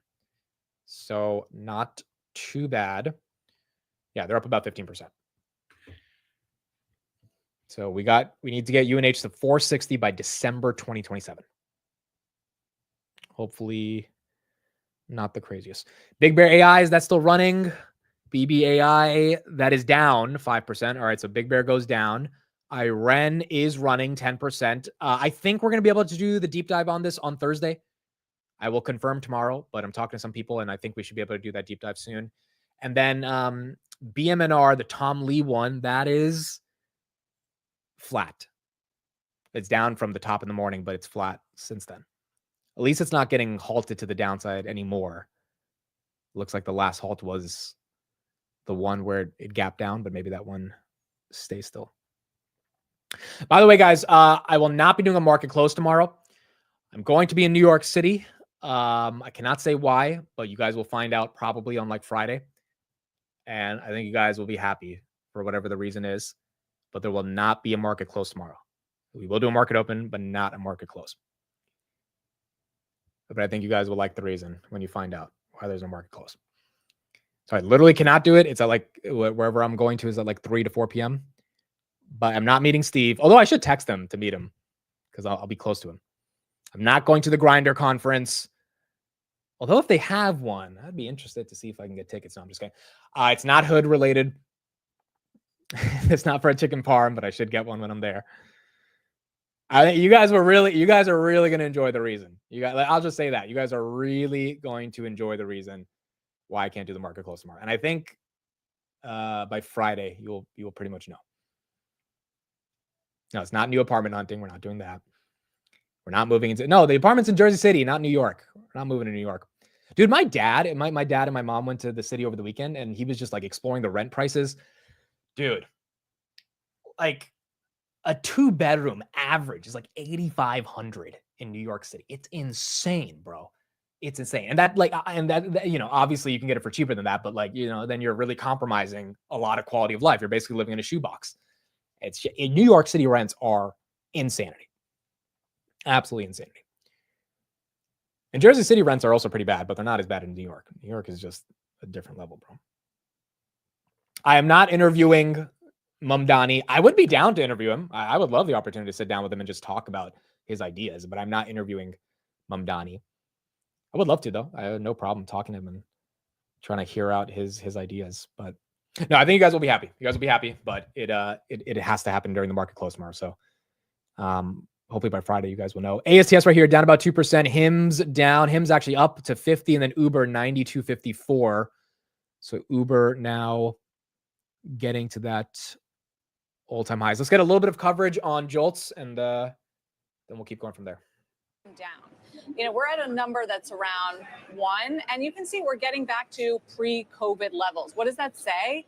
There's just not as much tightness in the labor market. It's good news that we got more job openings today, but as far as the overall trend, job openings per unemployed has come down. There just aren't as many options, and that's one sign that I think you can look at and say, look, labor market is showing some signs of weakening. Maybe the Fed should be leaning toward a cut. My question to you, Sarah, because you know these characters so well, obviously they're all gathering and talking at Sintra at the moment. If he really wants a cut, doesn't he have to stop talking about it, President Trump? I mean, surely it's inconceivable that they would cut in the next meeting after this latest salvo of a week or two of the president saying you must cut. It will look like he's caved to political pressure if he cuts in the very short term. I don't know about that, because there are 2 Fed governors making the economic case for cuts right now. Waller. You think July's in play? Look, the market is telling you 20% chance of July. So no, but Fed Chair Powell hasn't ruled it out. That's all I'm saying. Let's see what we get on the jobs number on Friday. I'll just show you one other chart that they can look to if they're wondering if they should be cutting sooner than later, the softness in jobs. Continuing claims. So this is the amount of Americans who are filing for recurring jobless claims, not the weekly, but just that have consistently been on unemployment benefits. because they can't find a job. And look what's Right. happened to that number lately. It's really ticked up to the highs of the year. So there is a feeling that job market is starting to weaken. Why not get ahead of it? That would be, if I were the president, that would be my argument to Chair Powell. But then he would have to admit that there's some softness in the labor market. Right, so there's continuing claims. Job openings are now, 7.7 million, right? They were better. But it's still up. They were up and better than expected. So that's good news. I'm just saying overall, there's been this trend of, look, we're not seeing a lot of layoffs. We're still seeing a low unemployment rate, but there has been a trend of not as many openings. So, Not as many openings. Companies are holding on to their Do we have their any workers. idea what the deportations are doing in terms of the labor market, No, if and that anything? could be why, in part, why the unemployment rate is staying very low, right? Because there's a supply, a shorter supply, right? Yeah, because So it workers keeps are it leaving. tight. It keeps Right. a little tight on that front, which is why I think you have to look more than just the unemployment report. Look at continuing claims. Look at initial jobless claims. Those have been good. But if you want evidence, as the president does, that the Fed should be cutting, there's plenty of evidence that you can see in some of the softness. Manufacturing was better, but we're still under 50. We're still contracting. The global PMIs, despite the fact that all the other central banks are easing, they've been soft. Jobs numbers starting to come into the area for a cut, but I guess inflation isn't quite there. Unlike Eurozone, by the way, today came in line with expectation, 2%, but they've kind of already done the cuts that kind of got ahead of it rather than were likely to react to it with another cut in. Again, she's making the right argument right here, which is that there is plenty of soft data, Robinhood back to 96, that would warrant a cut. But then some of this hard data you look at and you see freaking JOLTS, 400,000 jobs more than expected. I mean, how is J Powell supposed to say, yeah, the economy's weak, we need to cut rates, which is the point of cutting rates, to stimulate the economy. Now, granted, the other school of thought is that you don't need to be this restrictive if inflation's low. But that begs the question, will tariffs show up in inflation? And J Powell's not going to know really until the end of the summer, which is why I really doubt we're getting anywhere close to a July cut in terms of probabilities.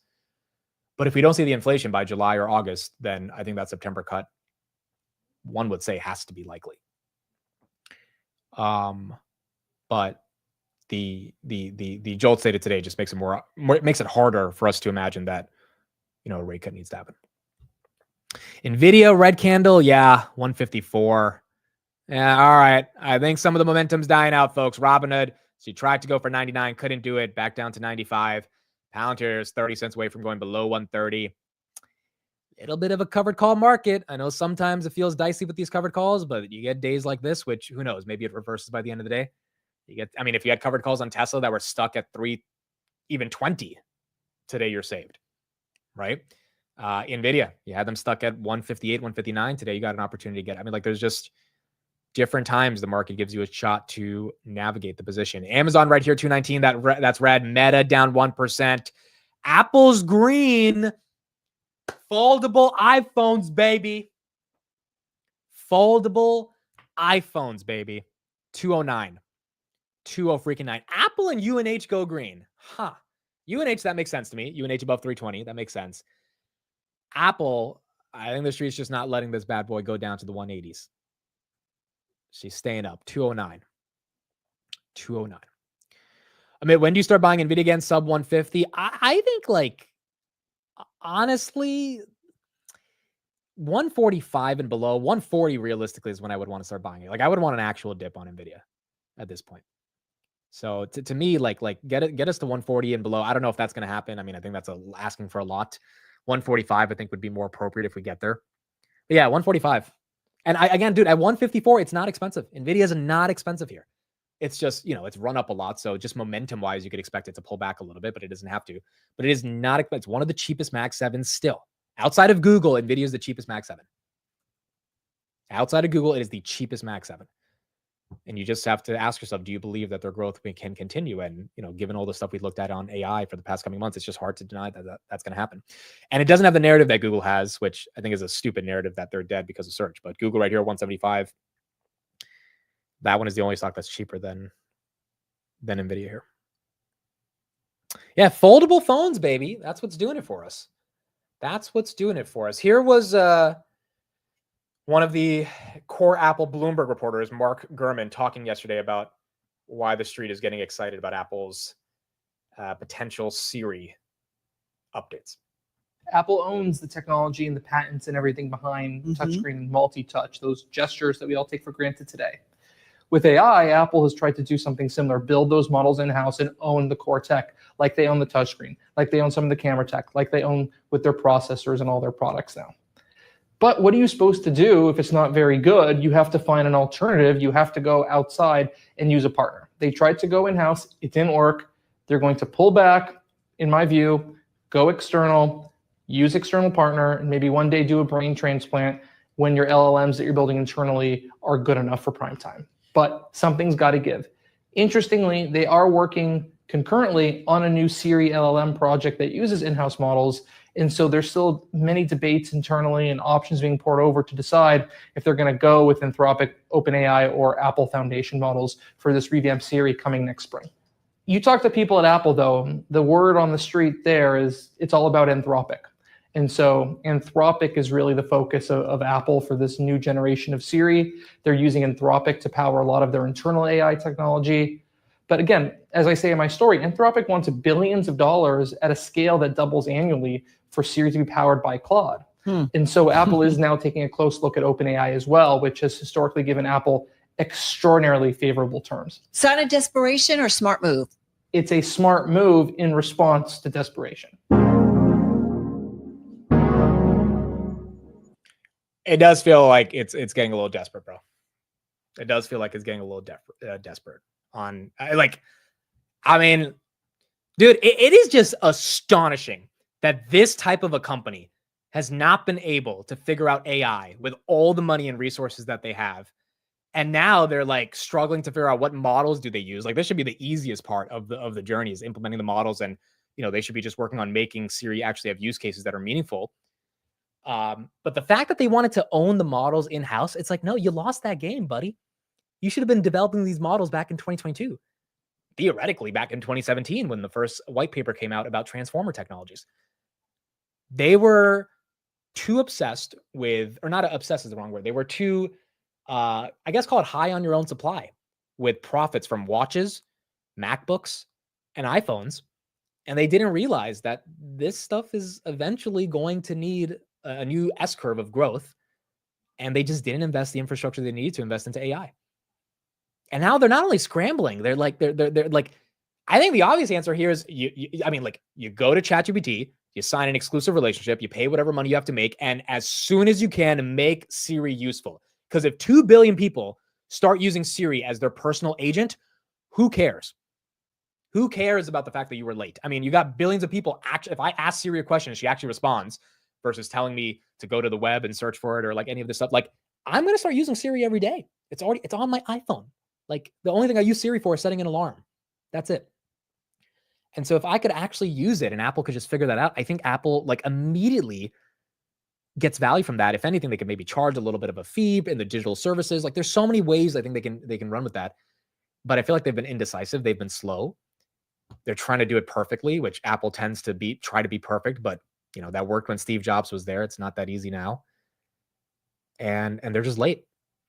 They really are just late. NVIDIA right here, 153. NVIDIA is getting sold off right here, 2.7%. So we do got some profits that are being taken on NVIDIA. Bro, setting the alarm is the only thing she's good for. Literally, bro. I'm like, Siri, wake me up at 6:30. Wake me up at 7. And that's it. She's able to do that. You ask it anything else, bro? It's just like, why do I even have Siri? Dude, I remember Siri happened 2000, Pounter 130.40, 2011, right? The iPhone 4, iOS like 5, I think came out. And I remember like I downloaded it from iTunes and I talked to Siri, and it was a big deal that you could like talk to this thing. It was like revolutionary at the time. Like really, it was a big deal. And it just has not changed since then. And with LLMs, you would think that voice is the natural interface that people engage with AI, and Apple would be primed to dominate there. But you know, that's just not happening. Google 175, grab below 5 at 498, AMD 137, S&P 617, NVIDIA 154.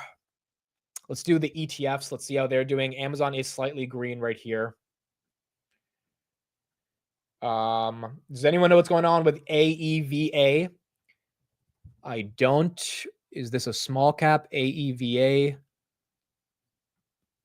$1.5 billion company. It is a sensing paradigm for autonomous vehicles and robotics. AI company for self-driving, down 27%. Maybe they diluted. That could be something that's happening. Let me check. AEVA. AEVA. We saw that with Syn, CYN. No, I don't see dilution. Might just be technical.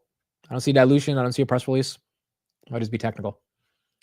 I mean, if the market's selling off, some of these small caps are definitely, going to take a little bit of a hit. Big Bear AI, same thing with them today, down about 5%. What about Tom Lee's company, BMNR? Still holding 49. All right, stock draft. Matt's up 12, Tanner's up 6, I'm up 2, Steve's up 1.9, Chris is up 2.5. So Matt's winning first, Tanner's second, Chris is third. He's at 2.56. I'm at 2.55, so I'm fourth. And then Steve is 1.9. Tesla is hurting me today as well. So it's Matt, Tanner, Chris, Amit, and Steve. That's what we got on the ETF update. Iran is still up about 7%.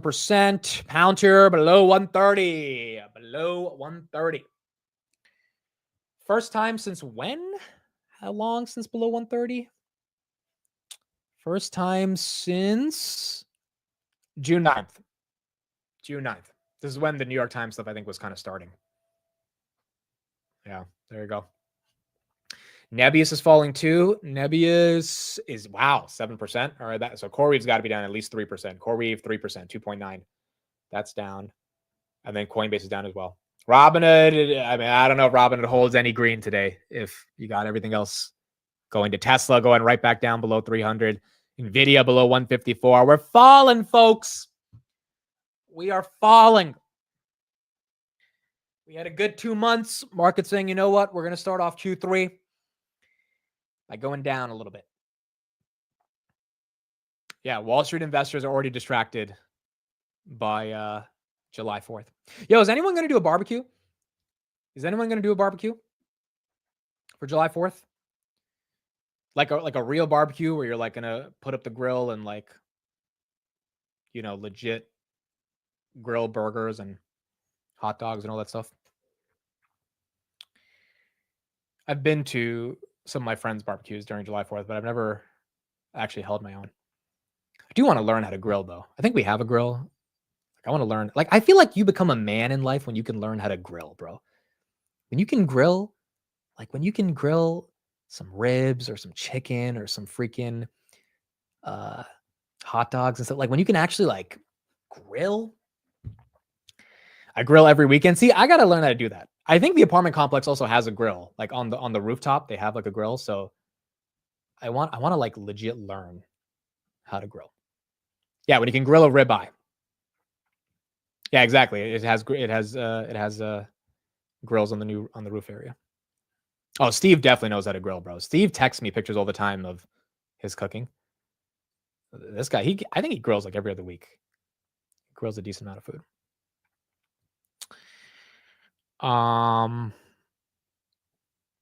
Shout out to Chamu Smokehouse.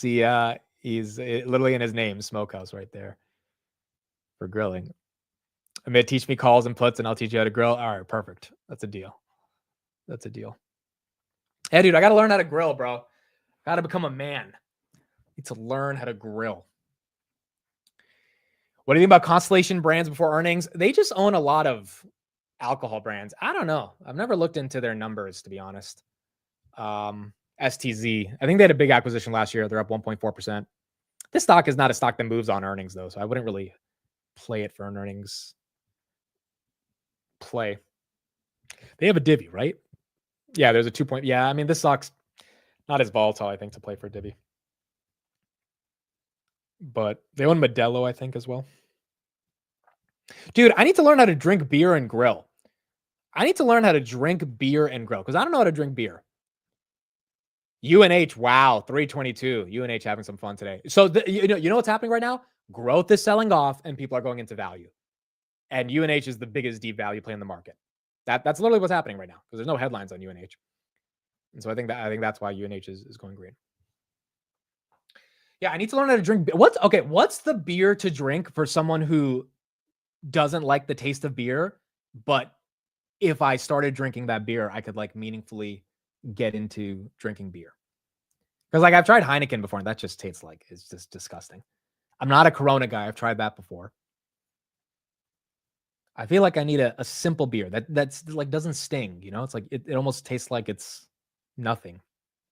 Okay, Guinness. I've had Guinness before. I had it years ago though, but I remember I was at a party and one of my friends gave me Guinness. And I loved it. I haven't drank it since then, but because I just don't drink in general. But Guinness, I think that one is the right type of beer. Okay, White Claws is not. That's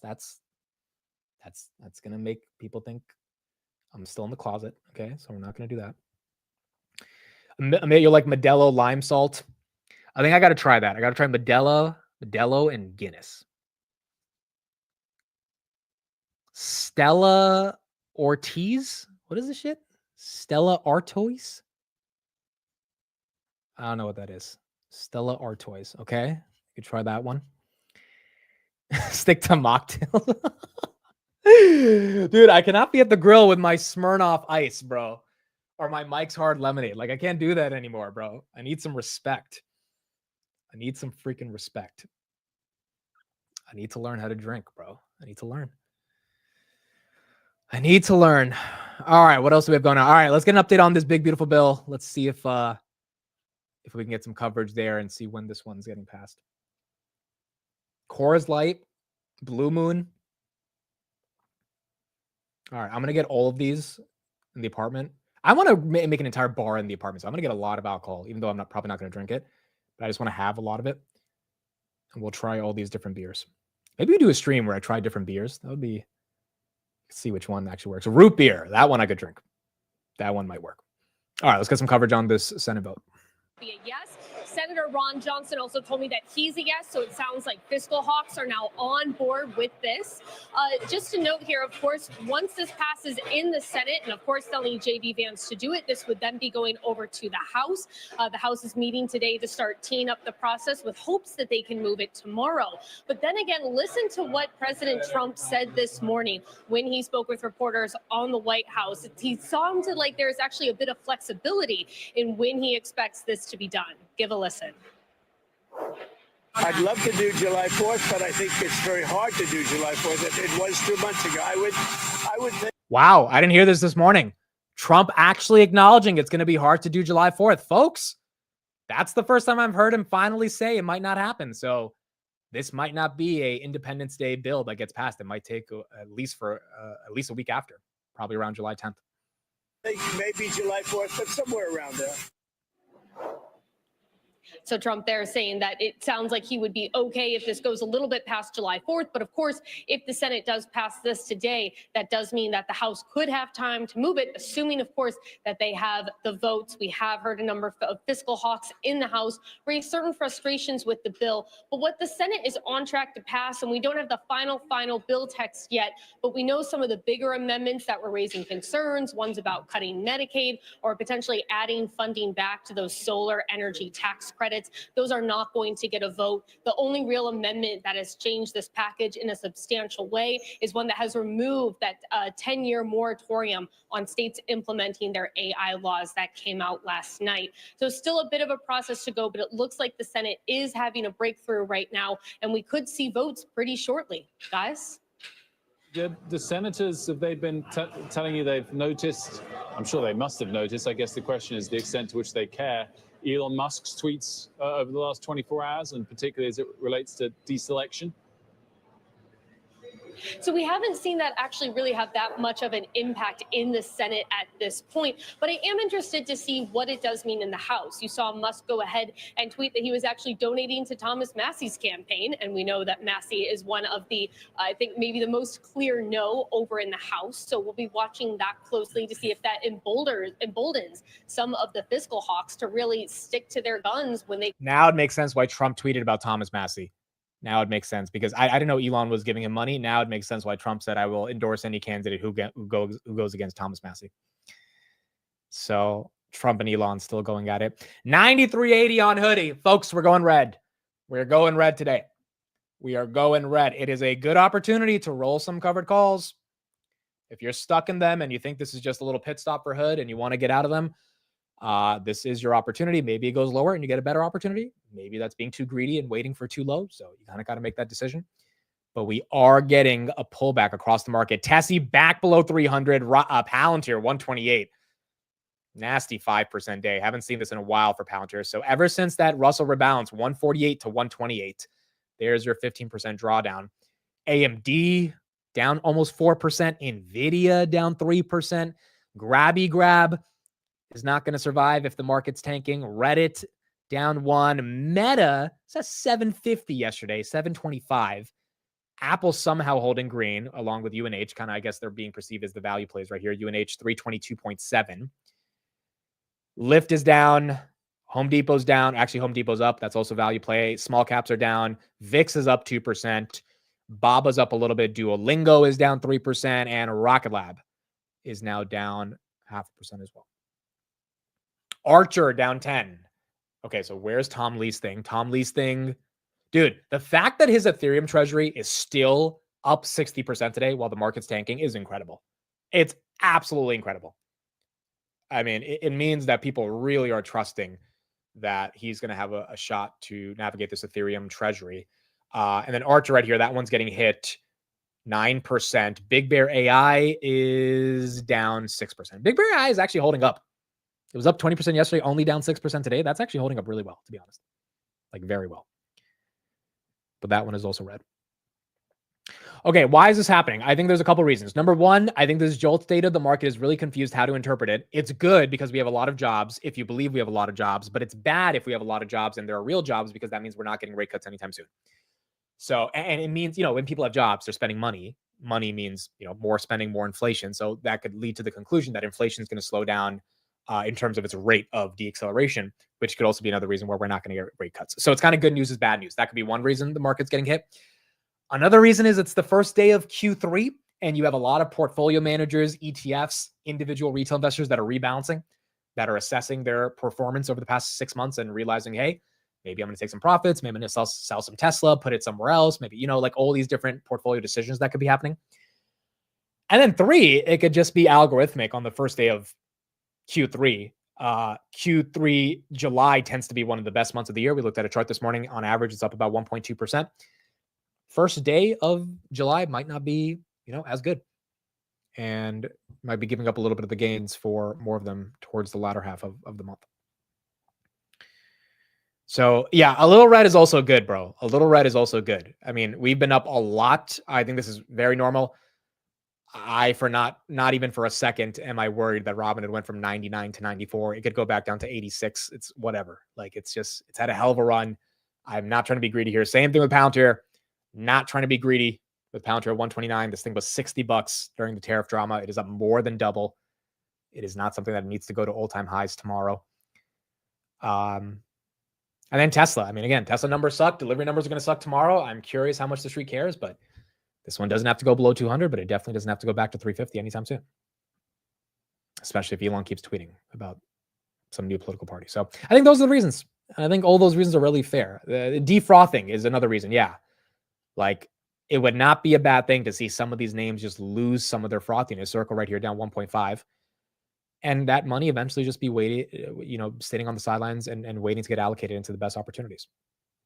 Now, nonetheless, you've got a lot of money on the sidelines that are expecting a rate cut. So how low does the market go before that money decides to come out and play? Is it 5%, 2%, 3%, 1%, 0.5%? No one really knows, but that is kind of the put, I guess, the money market put on the market that can be there to help out. The other thing is, dude, I mean, a lot of you guys have had some 6-figure days over the past couple of weeks. I don't think you have to have 6-figure red days, but you also have to deal with, like, if you're up 100,000, you have to lose 20,000, right? You have to give some of it back. I mean, my sister, bro, my sister's portfolio hit an all-time high yesterday, and she didn't care. She did not care.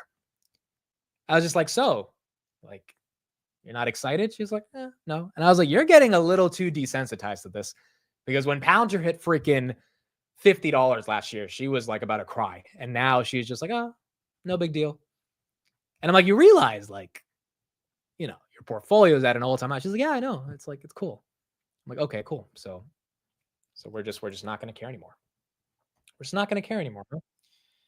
It's not going to be a big deal. But honestly, it's a good thing because, like, so that when it goes down and the portfolio, takes a bit of a hit, she's not going to feel as sensitive because she's not as sensitive when it goes up. But, she's like, just like, it's whatever. It is what it is. My sister was the same when I was super excited about NVIDIA hitting all-time high. She said, cool. Yeah, dude, it's like, she tried to ask me, like, what did Robin introduce? And so I tried to explain it. She's like, I don't even care. I was like, but I'm like explaining why your portfolio hit all-time high. She's like, I don't care. I was like, all right, bro, whatever. She just wants to see things go up. She doesn't care. Shout out to TJ. Well, if she's not trying to cash out right now, why should she care so much at the moment? Yeah, it's fair. It's a fair point. It's just, she's one of those people that tends to get excited when she sees the portfolio go up because she's never been through it before. And yesterday was a big day for her, but she just didn't care. So I think she's losing a lot of the novelty of it, which is good. I mean, that's you have to mature to that point because you will see the novelty to the downside. You will see those 6-figure days and 6-figure down days, and it can't phase you. I mean, most people never see a 6-figure day up, but most people can't fathom being down 100,000 in a day, and it's like it happens. It's inevitable as the portfolio grows. This shit is how it plays out.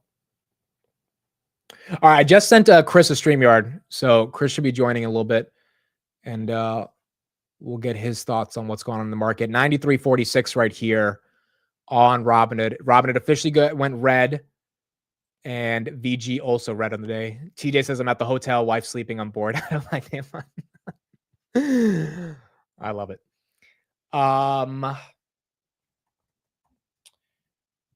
Okay, I think he's getting on in like 30 seconds.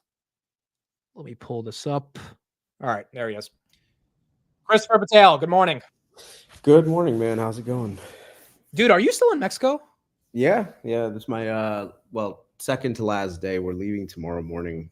Like, we went out last night with one of our subscribers, followers. At this point now, they're friends. So, dude, we had a great time. It was amazing. Next time, did they watch Cashflow Chronicle? Like, how do they Twitter? How do they know? He was originally one of Matt's followers, and then he also started kind of following us in what is that, Cashflow Chronicles. And so he kind of met up with us, and he did really, really, really well in the market. And so he just, he thought like, hey, listen, I want to kind of give back a little bit to these guys. And brother, let me tell you, he really showed us a really good time. And I'm sure he's probably in the chat right now because I think he follows you as well. So, that's awesome. Yeah. It's really cool to see you guys in person, like, and just hang out for a little bit. And, it's just, yeah, it Chris, puts you like, sound a little hungover, if I'm hearing this correctly. No. I didn't drink that much. I didn't drink at all, actually. I drank maybe like a couple of glasses of champagne.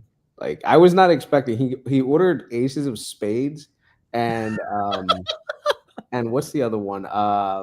Cristal, right? And the sad part is, someone like me, bro, I grew up drinking cheap shit, so I couldn't tell the difference between Cristal or whatever they serve, like at a cheap establishment. So, but it was really nice though. The gesture was amazing. All right, so you're enjoying Mexico. Yeah, no, it's fun, man. Mexico is always fun. I'm actually coming back in about 3 weeks with the wife. So okay, I love it. Yeah. All right, Chris, this market, everything's tanking. We're losing all of our money. What's happening? I mean, remember, you only lose if you sell, right? Isn't that the mantra that we always say to people?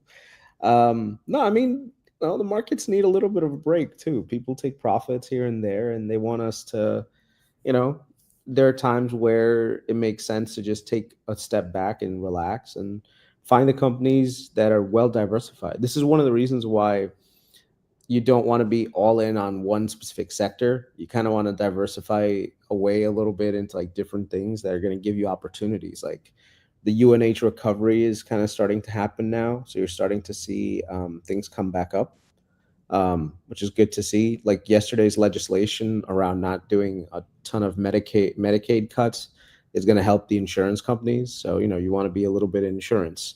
Then the cruise lines are doing well because, the economy is doing well. The the numbers look really good for all of them, so they're doing well. Like, and by the way, the position that we spoke about on Thursday, you freaking owe me. All right, not cool. All right, everyone in the freaking chat, I'm just gonna Chris, before you start talking, if you bring up a topic about a name that you don't want to talk about publicly, I'm not going to talk about the name, but I am going to talk about Amit. For all that he has won the game of life. And I'm like, listen, man, this is a freaking sure thing. You need to see, Chris, I'm going to stop you there, bro. You don't get, you've been through this 5 times already. If you talk about a stock that you're not going to name publicly, the chat is going to hate you. It's fine. I don't care if the chat hates me. The chat hates me regardless. It's okay. No, but I'm just saying, bro. No one wants to, like, no, you don't want to talk about a name and then people are wondering what. So. No, the sad part. The sad part is, did you go in heavy like I told you to, or no? No, I didn't. But also, now that you're bringing it up, people are going to be curious, and I'm telling you, you got it. You don't learn from your mistakes, bro. Why are you bringing it up if you don't want to talk about it? Good point. Good point. All right, whatever. The point is, that's a really good point. You're going to piss off a lot of people. I'm telling you, you're going to piss off a lot of people. No one wants to hear that shit. True. Well, you might as well just name the stock right now. You might as well name it. No. You're not going to peer pressure me into doing it. No. But I'd say there's still opportunities in this market. You have to just really look around. And sometimes some of these companies are literally staring you in the face.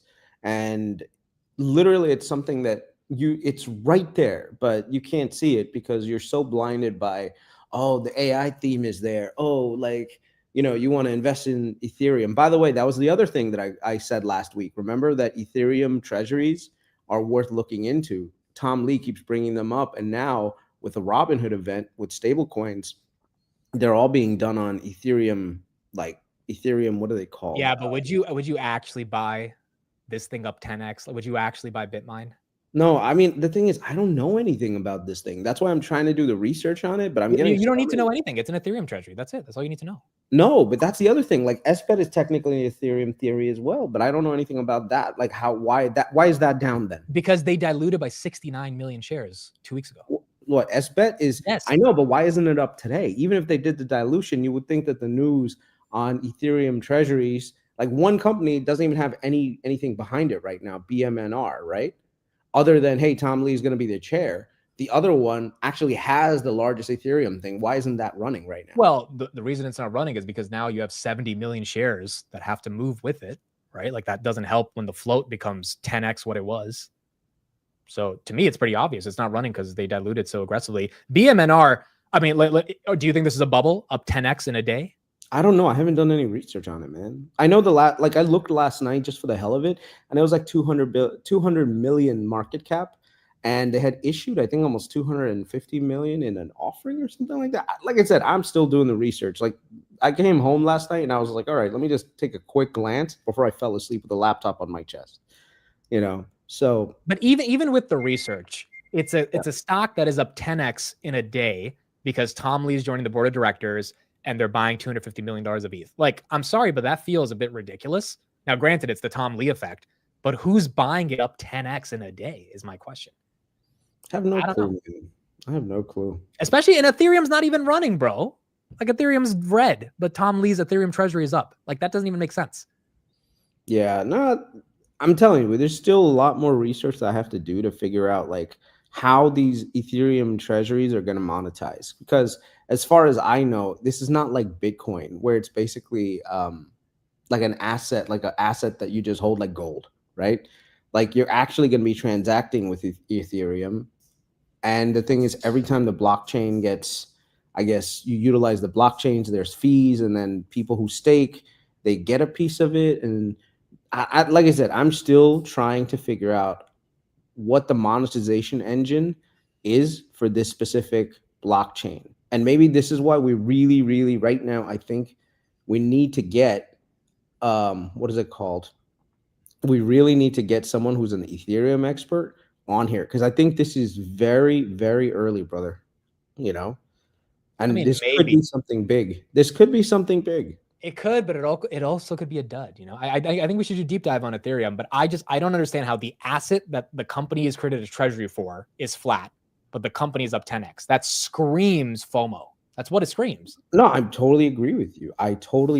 But I'm, like I said, we need to figure out like I said, monetization. Because if this thing can even like roughly touch what Visa and MasterCard do for payments, and this thing eventually comes into fruition with tokens and cross-border payments and everything else, and basically people who own pieces of it get the monetization part, this could be like buying Visa in the early days. You know, I'm not talking about like a specific company itself. I'm talking about like even the crypto itself. Like I want to know why is Ethereum trading at where it is right now? You know, that's a fair point. And So like it's worth what some kind due of diligence. what kind of return can we get? And if let's say there is mass adoption, which at this point seems like a surefire thing that you're going to see over the next like 5 to 10 years, how do we get in a position where we can benefit dramatically? Is it that we buy the actual Ethereum? Is it we buy the company that basically has a treasury of it and gets paid to do the staking? You know, and Yeah. is there even an options play on something that could blow up in the next couple of years? Like I said, this is something that we should really, really deep dive into. You know, and the thing is, like, there's a lot of industries that are very public that you can get a lot of great information in. But as far as my research goes, there's so many like I don't know. There's so many like I don't know.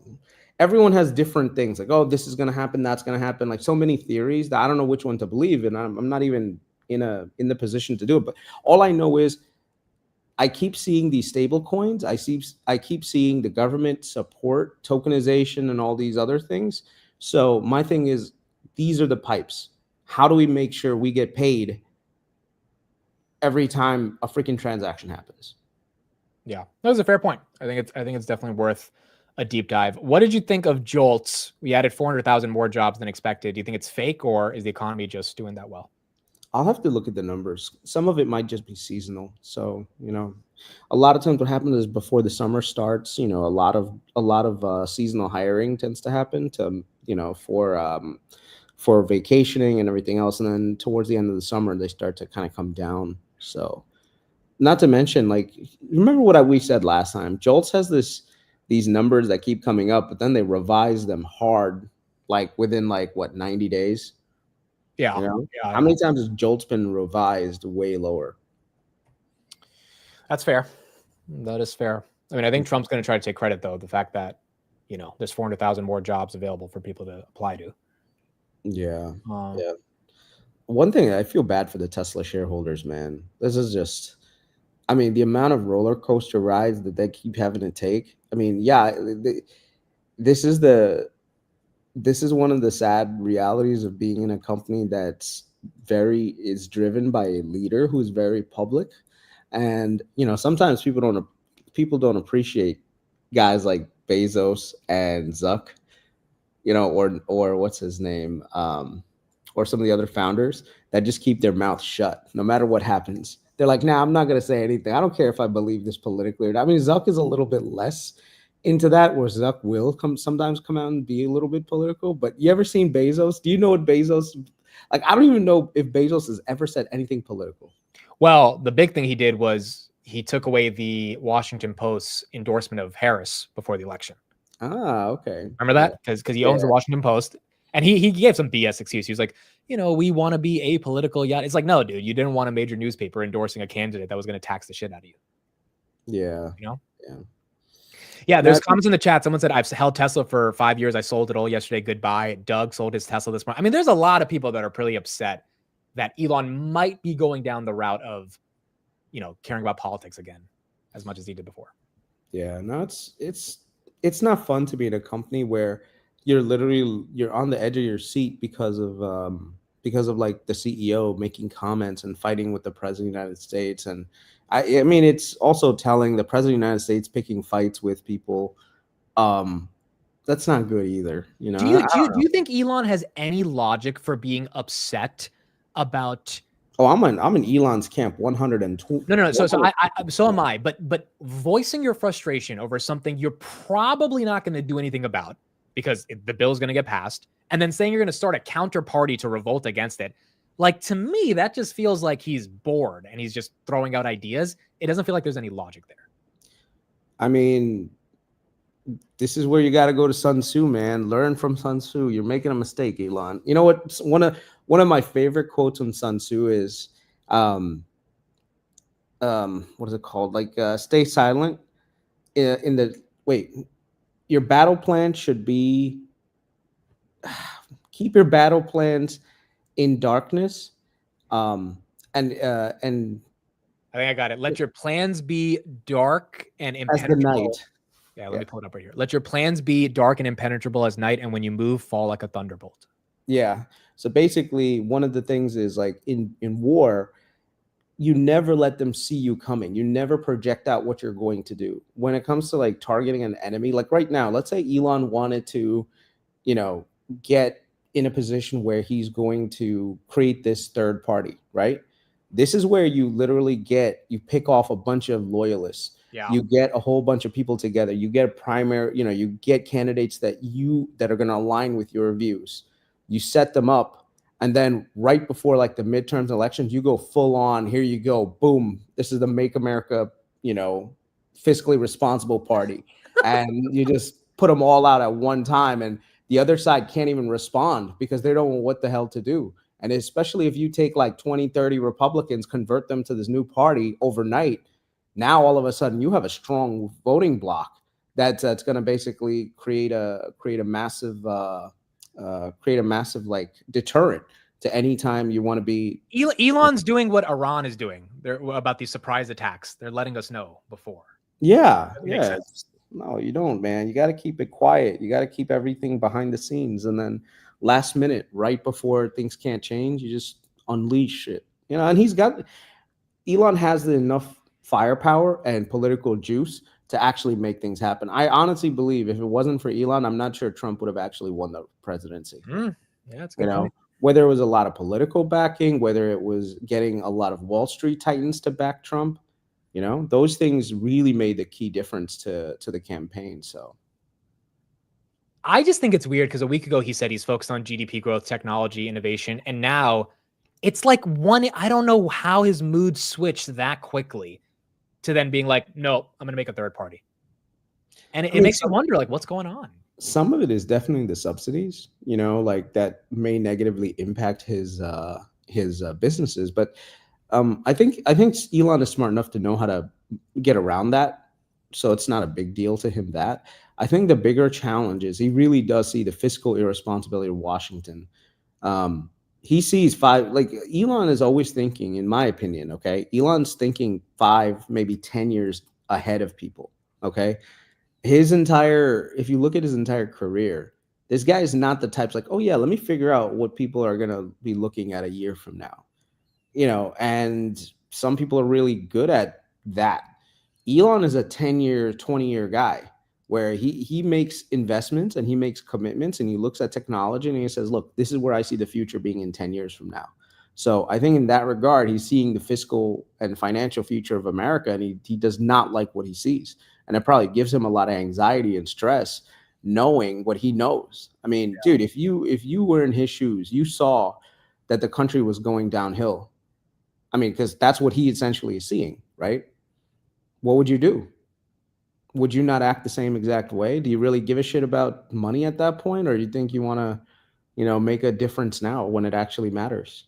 I mean, I feel you, but it's just Tesla shareholders have to deal with that then, Yeah. Yeah, I think I would say to anyone who still loves Tesla, if there is a pullback like way lower, then, just think of it as another opportunity to add to your position. If you're a hardcore believer, if you're not a hardcore believer and you understand that, this is one of the greatest trading stocks in the history of trading stocks, do that. Yeah. I mean, look, I do want to develop a position. I don't know when the opportunity will come, but if Elon goes hardcore into the America Party, maybe that is the shot. VG, do you know why that one's down 5%? I think the war premium is pretty much gone at this point. On VG? The war premium gave it a huge valuation boost. And so it really ran up. And the thing is, it ran up a little bit further than what I was, expecting it to. But that's fine. That's what happens, right? The market gets really excited about things and gives a war premium, as in there was more demand for natural gas. Well, people were expecting a wave of, a wave of like, well, pretty much like a surge in natural gas prices if the Strait of Hormuz got closed off and Qatar, because Qatar is one of the largest exporters of natural gas on the planet. So if you cut off the Strait of Hormuz, then natural gas prices on the spot market are going to go absolutely insane. So if you have spot markets that are, not as good, that means it's going to impact Venture Global in a short to medium term. But I think it also is because, remember, this is still it generates good cash flow, it generates EBITDA, so it's not like 100% like speculative. But in terms of like valuation, it's right now trading at a $30 billion market cap with production that's still ramping up right now. So for me, if this keeps dipping, it'll just be opportunity to add more to my position. So I have a range that I think I'm comfortable buying this in, and once it gets there, I'll add to my position. All right. Yeah, I think your macro take about just markets taking a little bit of breather is very fair. I mean, we've been hot for the past 2 months. Just one piece of advice to anyone in the chat, okay? Learn how to use RSI. All right, like Amit, pull up RSI on a lot of these companies. I know this is like this is like novice investing trading 101, but just look at RSI. Okay, let me put up Webull for this. But the baseline for RSI to kind of understand, and I learned this a couple of years ago, I think from you, Chris, you even taught me this. Below 70 or above 70 overbought, below 30 oversold. Typically, when you buy a company that's a little like, that's what is that thing called? I said RSI over 70, you got a problem, right? So, all right, so do this real quick. Yeah, so do the 1 year RSI. There you go. Okay. It's on Robinhood. So you see that when it goes to the 70s, typically what you're going to see is sometimes like a little bit of a peak, right?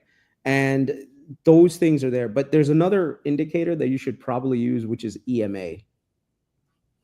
Like so put you see at the top the indicators, all indicators. Yeah, we have it. Okay, click on EMA, like the actual not the line, the actual EMA button that's right next to moving averages. Okay, now you see the little tab that's next to that?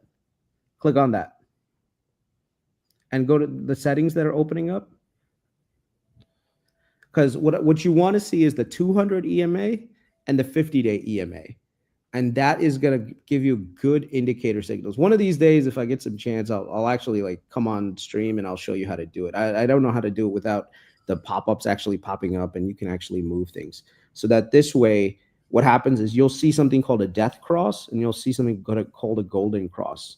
And those things help significantly to figure out like, okay, are things about to turn? Are things going the other way? And another indicator that I use also is MACD. So first, we'll have Jason, Asian Steve, Jason on today. So yeah, you will he can talk a little bit more deeply about kind of where the S&P is trading right here at these levels. Yeah. But I think, dude, outside of just technicals, like, technicals can help you like seeing if things are a little bit overbought or oversold. But in general, this market has not really been rooted in technicals, right? This whole year has been random shit. You would think that, but that's not the case at all, man. It's there's this thing that Josh Brown keeps saying, and I literally like have it written down on my desk. Fundamentals tell you what to buy, technicals tell you when to buy, right? So if you like a company and it's really doing well fundamentally, definitely you want to buy it. But you want to buy it when it's oversold, not when it's overbought and you're FOMOing in, right? If it's an RSI at 70 plus, you're like, oh my God, I love this company. But but Chris, that doesn't always work because Robinhood at 70 RSI Robinhood when it was 70, the RSI was screaming at like 90 and Robinhood's at 90. So it doesn't always work, right? It's like even Jason's not a fan of RSI. He doesn't love using RSI. There's never a time where it's like 100% guaranteed. I mean, for me, when I look at mature companies, they tend to have a little bit more correlation to those. Yeah, signals. that is true. That is true because they're a lot more mature in their. Yeah, that's fair. Yeah, compared to like some of these growthier names where they're trading basically on hopium sometimes. So, it's a whole different ball game. So, yeah. So overall, you would not be a buyer until you see a little bit bigger of a pullback For the whole I market. mean, I'm sorry. For the whole market. Yeah, I'd say just wait a little bit to get the best deals. I mean, other than that, there are still opportunities in this market. You really have to just look around. You know, there are some where they're mean reversion plays. Like look at UNH. What's UNH doing right now? Yeah, 321. That's doing good. Yeah, this one's a clear mean reversion play. It wasn't hard to see this one coming, right? The question is, how are you going to benefit strategically from this mean reversion?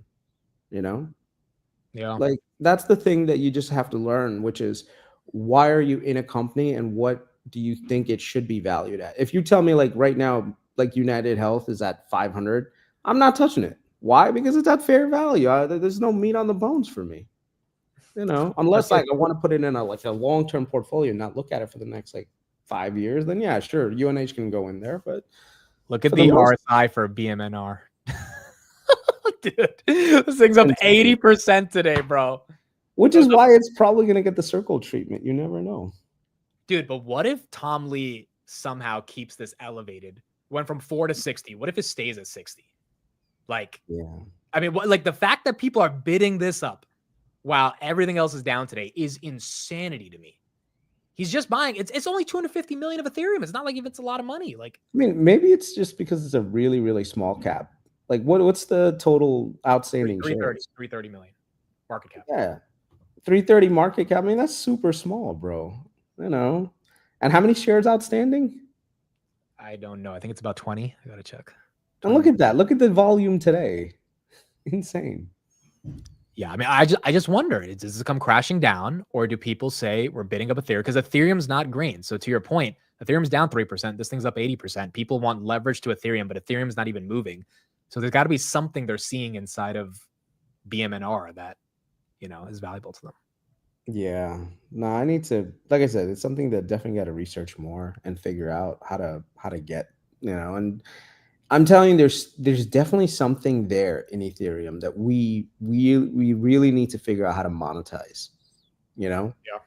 Because either we figure out like the crypto that monetizes it, or the company that's going to be able to monetize the value of that those transaction volumes. You know, even if it's just something like, hey, they have a technology that lowers transaction costs by using a blockchain system, and they're doing it at pennies compared to what Visa and MasterCard do it, and they have high adoption rates among the super major like retailers and stuff. Dude, that's the kind of stuff that we need to look at, because that's the other thing. Like I've seen people complain about that, where they have to do all these transactions, and every business owner in the chat right now, you guys know exactly what's going on. Like every time you have to swipe that card, business owners lose a percentage in clearing fees, you know. And it's not hard. If you have a low margin business, like if your margin is like 10%, you got to pay 5 of it to fucking Visa, Amex, or MasterCard. It's like, God damn it. Like, well, no. you're right philosophically, but Solana as the blockchain has really outpaced Ethereum in terms of adoption over the past year. Like Trump's meme coin is on Solana. But you have a point, because although Solana has been getting a lot of love, Tom Lee's picking Ethereum, Robinhood's picking Ethereum, and there might be some argument that Ethereum, which has not really made a run in the past 3 years, is ready to come back. Yeah. I don't know. We'll figure it out, brother. We'll figure it out.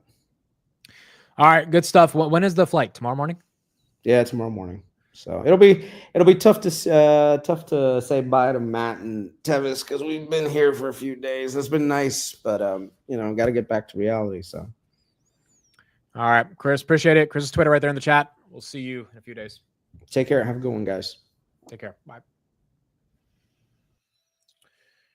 All right, folks, we're tanking. We are losing all of our monies to the stock market right here. Again, I just think it's NVIDIA 152, NVIDIA down 4%. There you go. NVIDIA's down about 120 billion right now, 120 billion in market cap. I think this is a little bit of a give and take, and we've been taking a lot of green. Time to give some of that back. That's kind of how I think of it today. I don't really see, I mean, maybe the data we talked about JOLTS, but I don't really see anything fundamental. I don't see any crazy Trump quotes or J Powell quotes or anything that could be causing this outside of just taking a breather. Fear and greed, is that greed right now? I mean, like, it is not crazy to to give a little bit of this back. Yeah, covered call market, at least for now, still continues to be a covered call market. Bitcoin looking like it'll fall off a cliff. Where is it? We didn't look at Bitcoin all day. Bitcoin 105. Yeah, that's down about 1,500. Yeah, I don't know. I think it's normal, dude. If we go down another couple, I mean, JP Morgan did say next move on the S&P is down 5%. I mean, that would give people a lot of opportunities. I don't think there's any fundamental to cause that 5% drawdown. Again, narratives can shift. We're going to have to kind of see how this plays out. Inflation data over the coming weeks will matter. Non-farm payrolls in 2 days, that'll matter. But it doesn't seem like anything other than a hiccup in a bull market where, you know, people are taking profits, which is normal. Palantir is still Palantir's market cap is still $306 billion. There haven't been any major catalysts in the past couple of weeks. We got earnings coming up, but it went to 350. And some of those people might just be taking some profits. Nvidia, I think it's cheap, but it had a great run. I mean, it was from 130 to 150 in the past 3 weeks after all the Qatar Saudi stuff. It's taking a little bit of a breather. It's not too crazy to see that happening. SoFi right here, 1776. Google 174. Grab is not going to be able to break through 5 if the market's going down. S&P is not really down that much, though. S&P is down 0.2. So this is more individual stocks that are taking a little bit of a hit, while the broader S&P is green. Where's Oscar? Oscar is down 2. Big Bear AI down 5. SoundHound down 6. D-Wave up 1. GameStop down 1. And then IREN up 5. All right. So nothing too crazy here. UNH, wow. It really does feel like a rotation from growth to value. Look at that. UNH 325. Not bad. Not bad at all. Up 4% there. Yeah, Nebius also down 8%. CoreWeave as well. Doug says, I was up over 80,000 yesterday. It's time to rebalance for the summer bull run. Yeah, I think that's fair. Again, after some of those big days, you tend to get a little bit of a pullback as we, you give some of the profits back and kind of allows it to marinate and get ready for the next leg.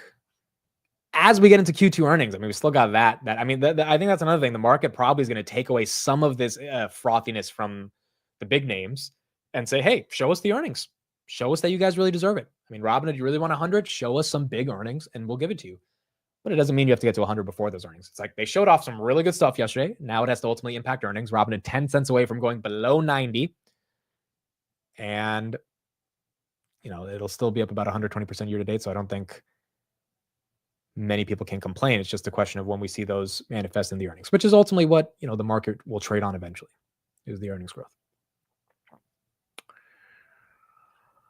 Is NVIDIA worth buying now? I would want to see 145 before I get excited for NVIDIA. My last buy was at 147, so I would want to see below that. Is the 10-year also down, or are we spiking on that? The 10-year spiking a little bit. All right, so you got yields up, stocks down, typical bearish day, which is not that crazy given the past couple of weeks that we have. So again, for those asking, do you take profits or just hold? I sell covered calls. I don't really take profits. I try to benefit from the volatility on my names in the short term. And, that's kind of how I navigate it. But again, if you want to take profits, it's not a big deal. And also, this is one of those things. Look, I think Hood is getting to that point where it's giving back some of the gains today, but it could be parabolic for all the reasons we talked about. I think I have 95s for like July 25th. I might roll those out to like October at 120. I'm not going to make any money off those covered calls and maybe get a little bit of premium, but ultimately I want to keep those shares safe, right? So today's a day where you have the opportunity to do that. It was tough to do that yesterday. It was tough to do that 20 minutes ago when Hood was at 98. Now it's down 4%. If it falls below 90, it gives you a chance to roll those calls without worrying too much about paying, and then you keep those shares safe. So that's one thing you can do. If you want to take some profits right here, because you're not that emotionally attached to the Hood, you don't really care about the position, you take some profits. A lot of these names have great premiums. Now, obviously on a day like this, the premiums are not going to be great because, everything's red. But the point is, if you're stuck underwater on something, you can navigate the position because of a day like this.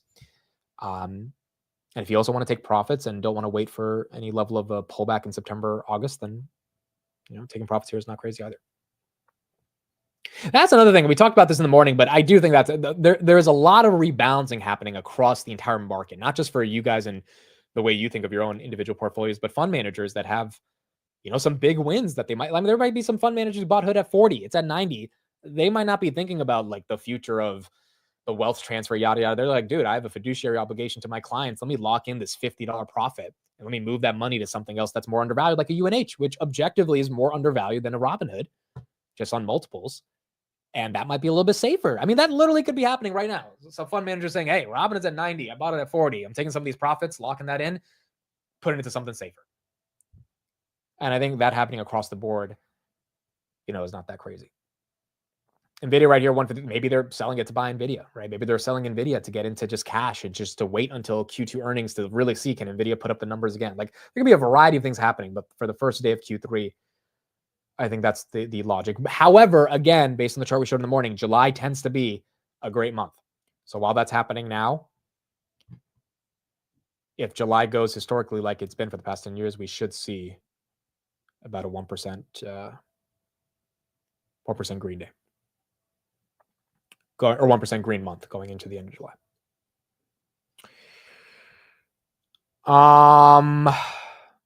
As he says, I'm still in BM&R at 1471. Dude, that thing, I still don't get that thing. I do not get it, but it's up 90%, bro. Dude, Tom Lee's the GOAT. I think we just have to acknowledge that. He's the GOAT. That's it. He's the GOAT. Like, the only thing this thing is up is because of Tom Lee. If they had put out a press release saying we are starting an Ethereum treasury, no one would have cared. Tom Lee starting an Ethereum treasury, everyone cares. So there you go. Snapchat's green today. UNH is green. I am not in Oscar Health. I like the thesis. I think it makes sense. I'm just personally not investing in it. Starbucks is great. Dude, the fact that Starbucks, I mean, this is typical rotation to value. Starbucks green 3%. UNH green 4%. How much you want to bet Verizon's green? Let's see. VZ green 1%. AT&T, even after Trump got mad at them yesterday, basically flat, 0.05%. I mean, all your typical value names are catching a bit of a bid, which is not the craziest thing here. Target, yeah, look at that. Target up 6%. Target, this thing has done nothing all year, up 6%. Why today? Well, because Palantir and NVIDIA are down 5%. Target's up 6%. Pfizer probably is green. Pfizer probably, I'm going to say 3%. Pfizer 3.5%. Now, this rotation of value might be lasting for a day, a week, couple hours until it rotates, but it absolutely, you are seeing a rotation from some of the growthy names to value. Home Depot, yep, that one's up 3%. I mean, it seems pretty obvious that a little bit of rotation is happening. Nike green, there you go. Restoration Hardware, there you go. The Schwab dividend ETF, that's up 2%. This is, okay, yeah, this is, the market woke up today and said, we are going to chill out with the growth and we're going to move to some safety. Google absolutely is considered value, but unfortunately, Google does not get the same respect that Nike and Restoration Hardware and Verizon and Starbucks are getting today. But, Google would be more value to me.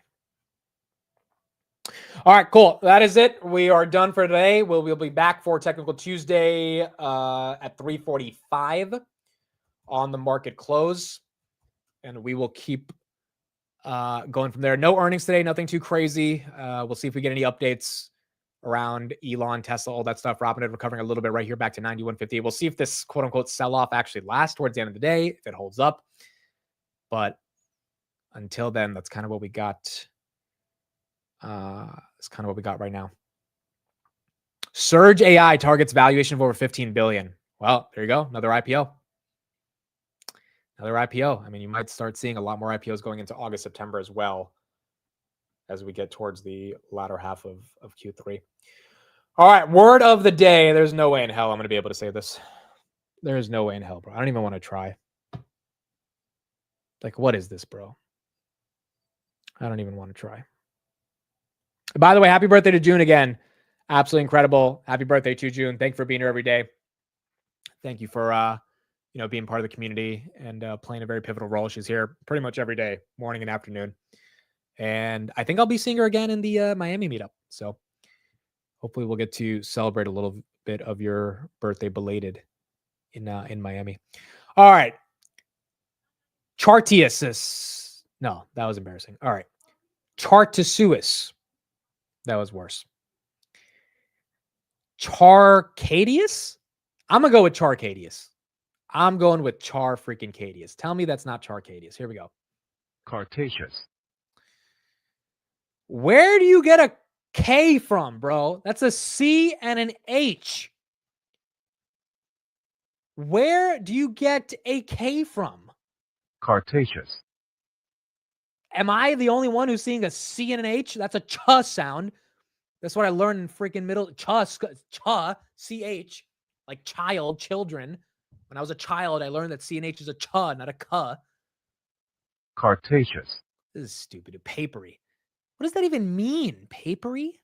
The moth's wings had a cartaceous texture. The mycologist flipped the mushroom cap upside down, showing its cartaceous gills. What does this even mean, bro? Cartaceous? Papery? Hold on. Define cartaceous. Resembling paper or having a papery texture. Okay, so it's describing like plants that are cartaceous. All right. Oh, that's true. Chemistry is with a K. That's fair. Chemistry. Yeah, we don't say chemistry. We say chemistry. That's a good point. That's a good point. It's a great point. Dude, I sucked at chemistry, bro. I was so bad at chemistry when I was in 10th grade. I just needed to get through the class, bro. I just needed to get through the class. There was a cute girl in chemistry, though. And I remember going up to her and I said, hey, I think we have some chemistry together. Actually, no, I said, hey, I think we have some chemistry together. So, all right, that's it. Thank you, everybody, for being here. We'll be back on the market close. Love you all. Appreciate everybody. I'll see you guys in a few hours. All right, everyone. Have a good one.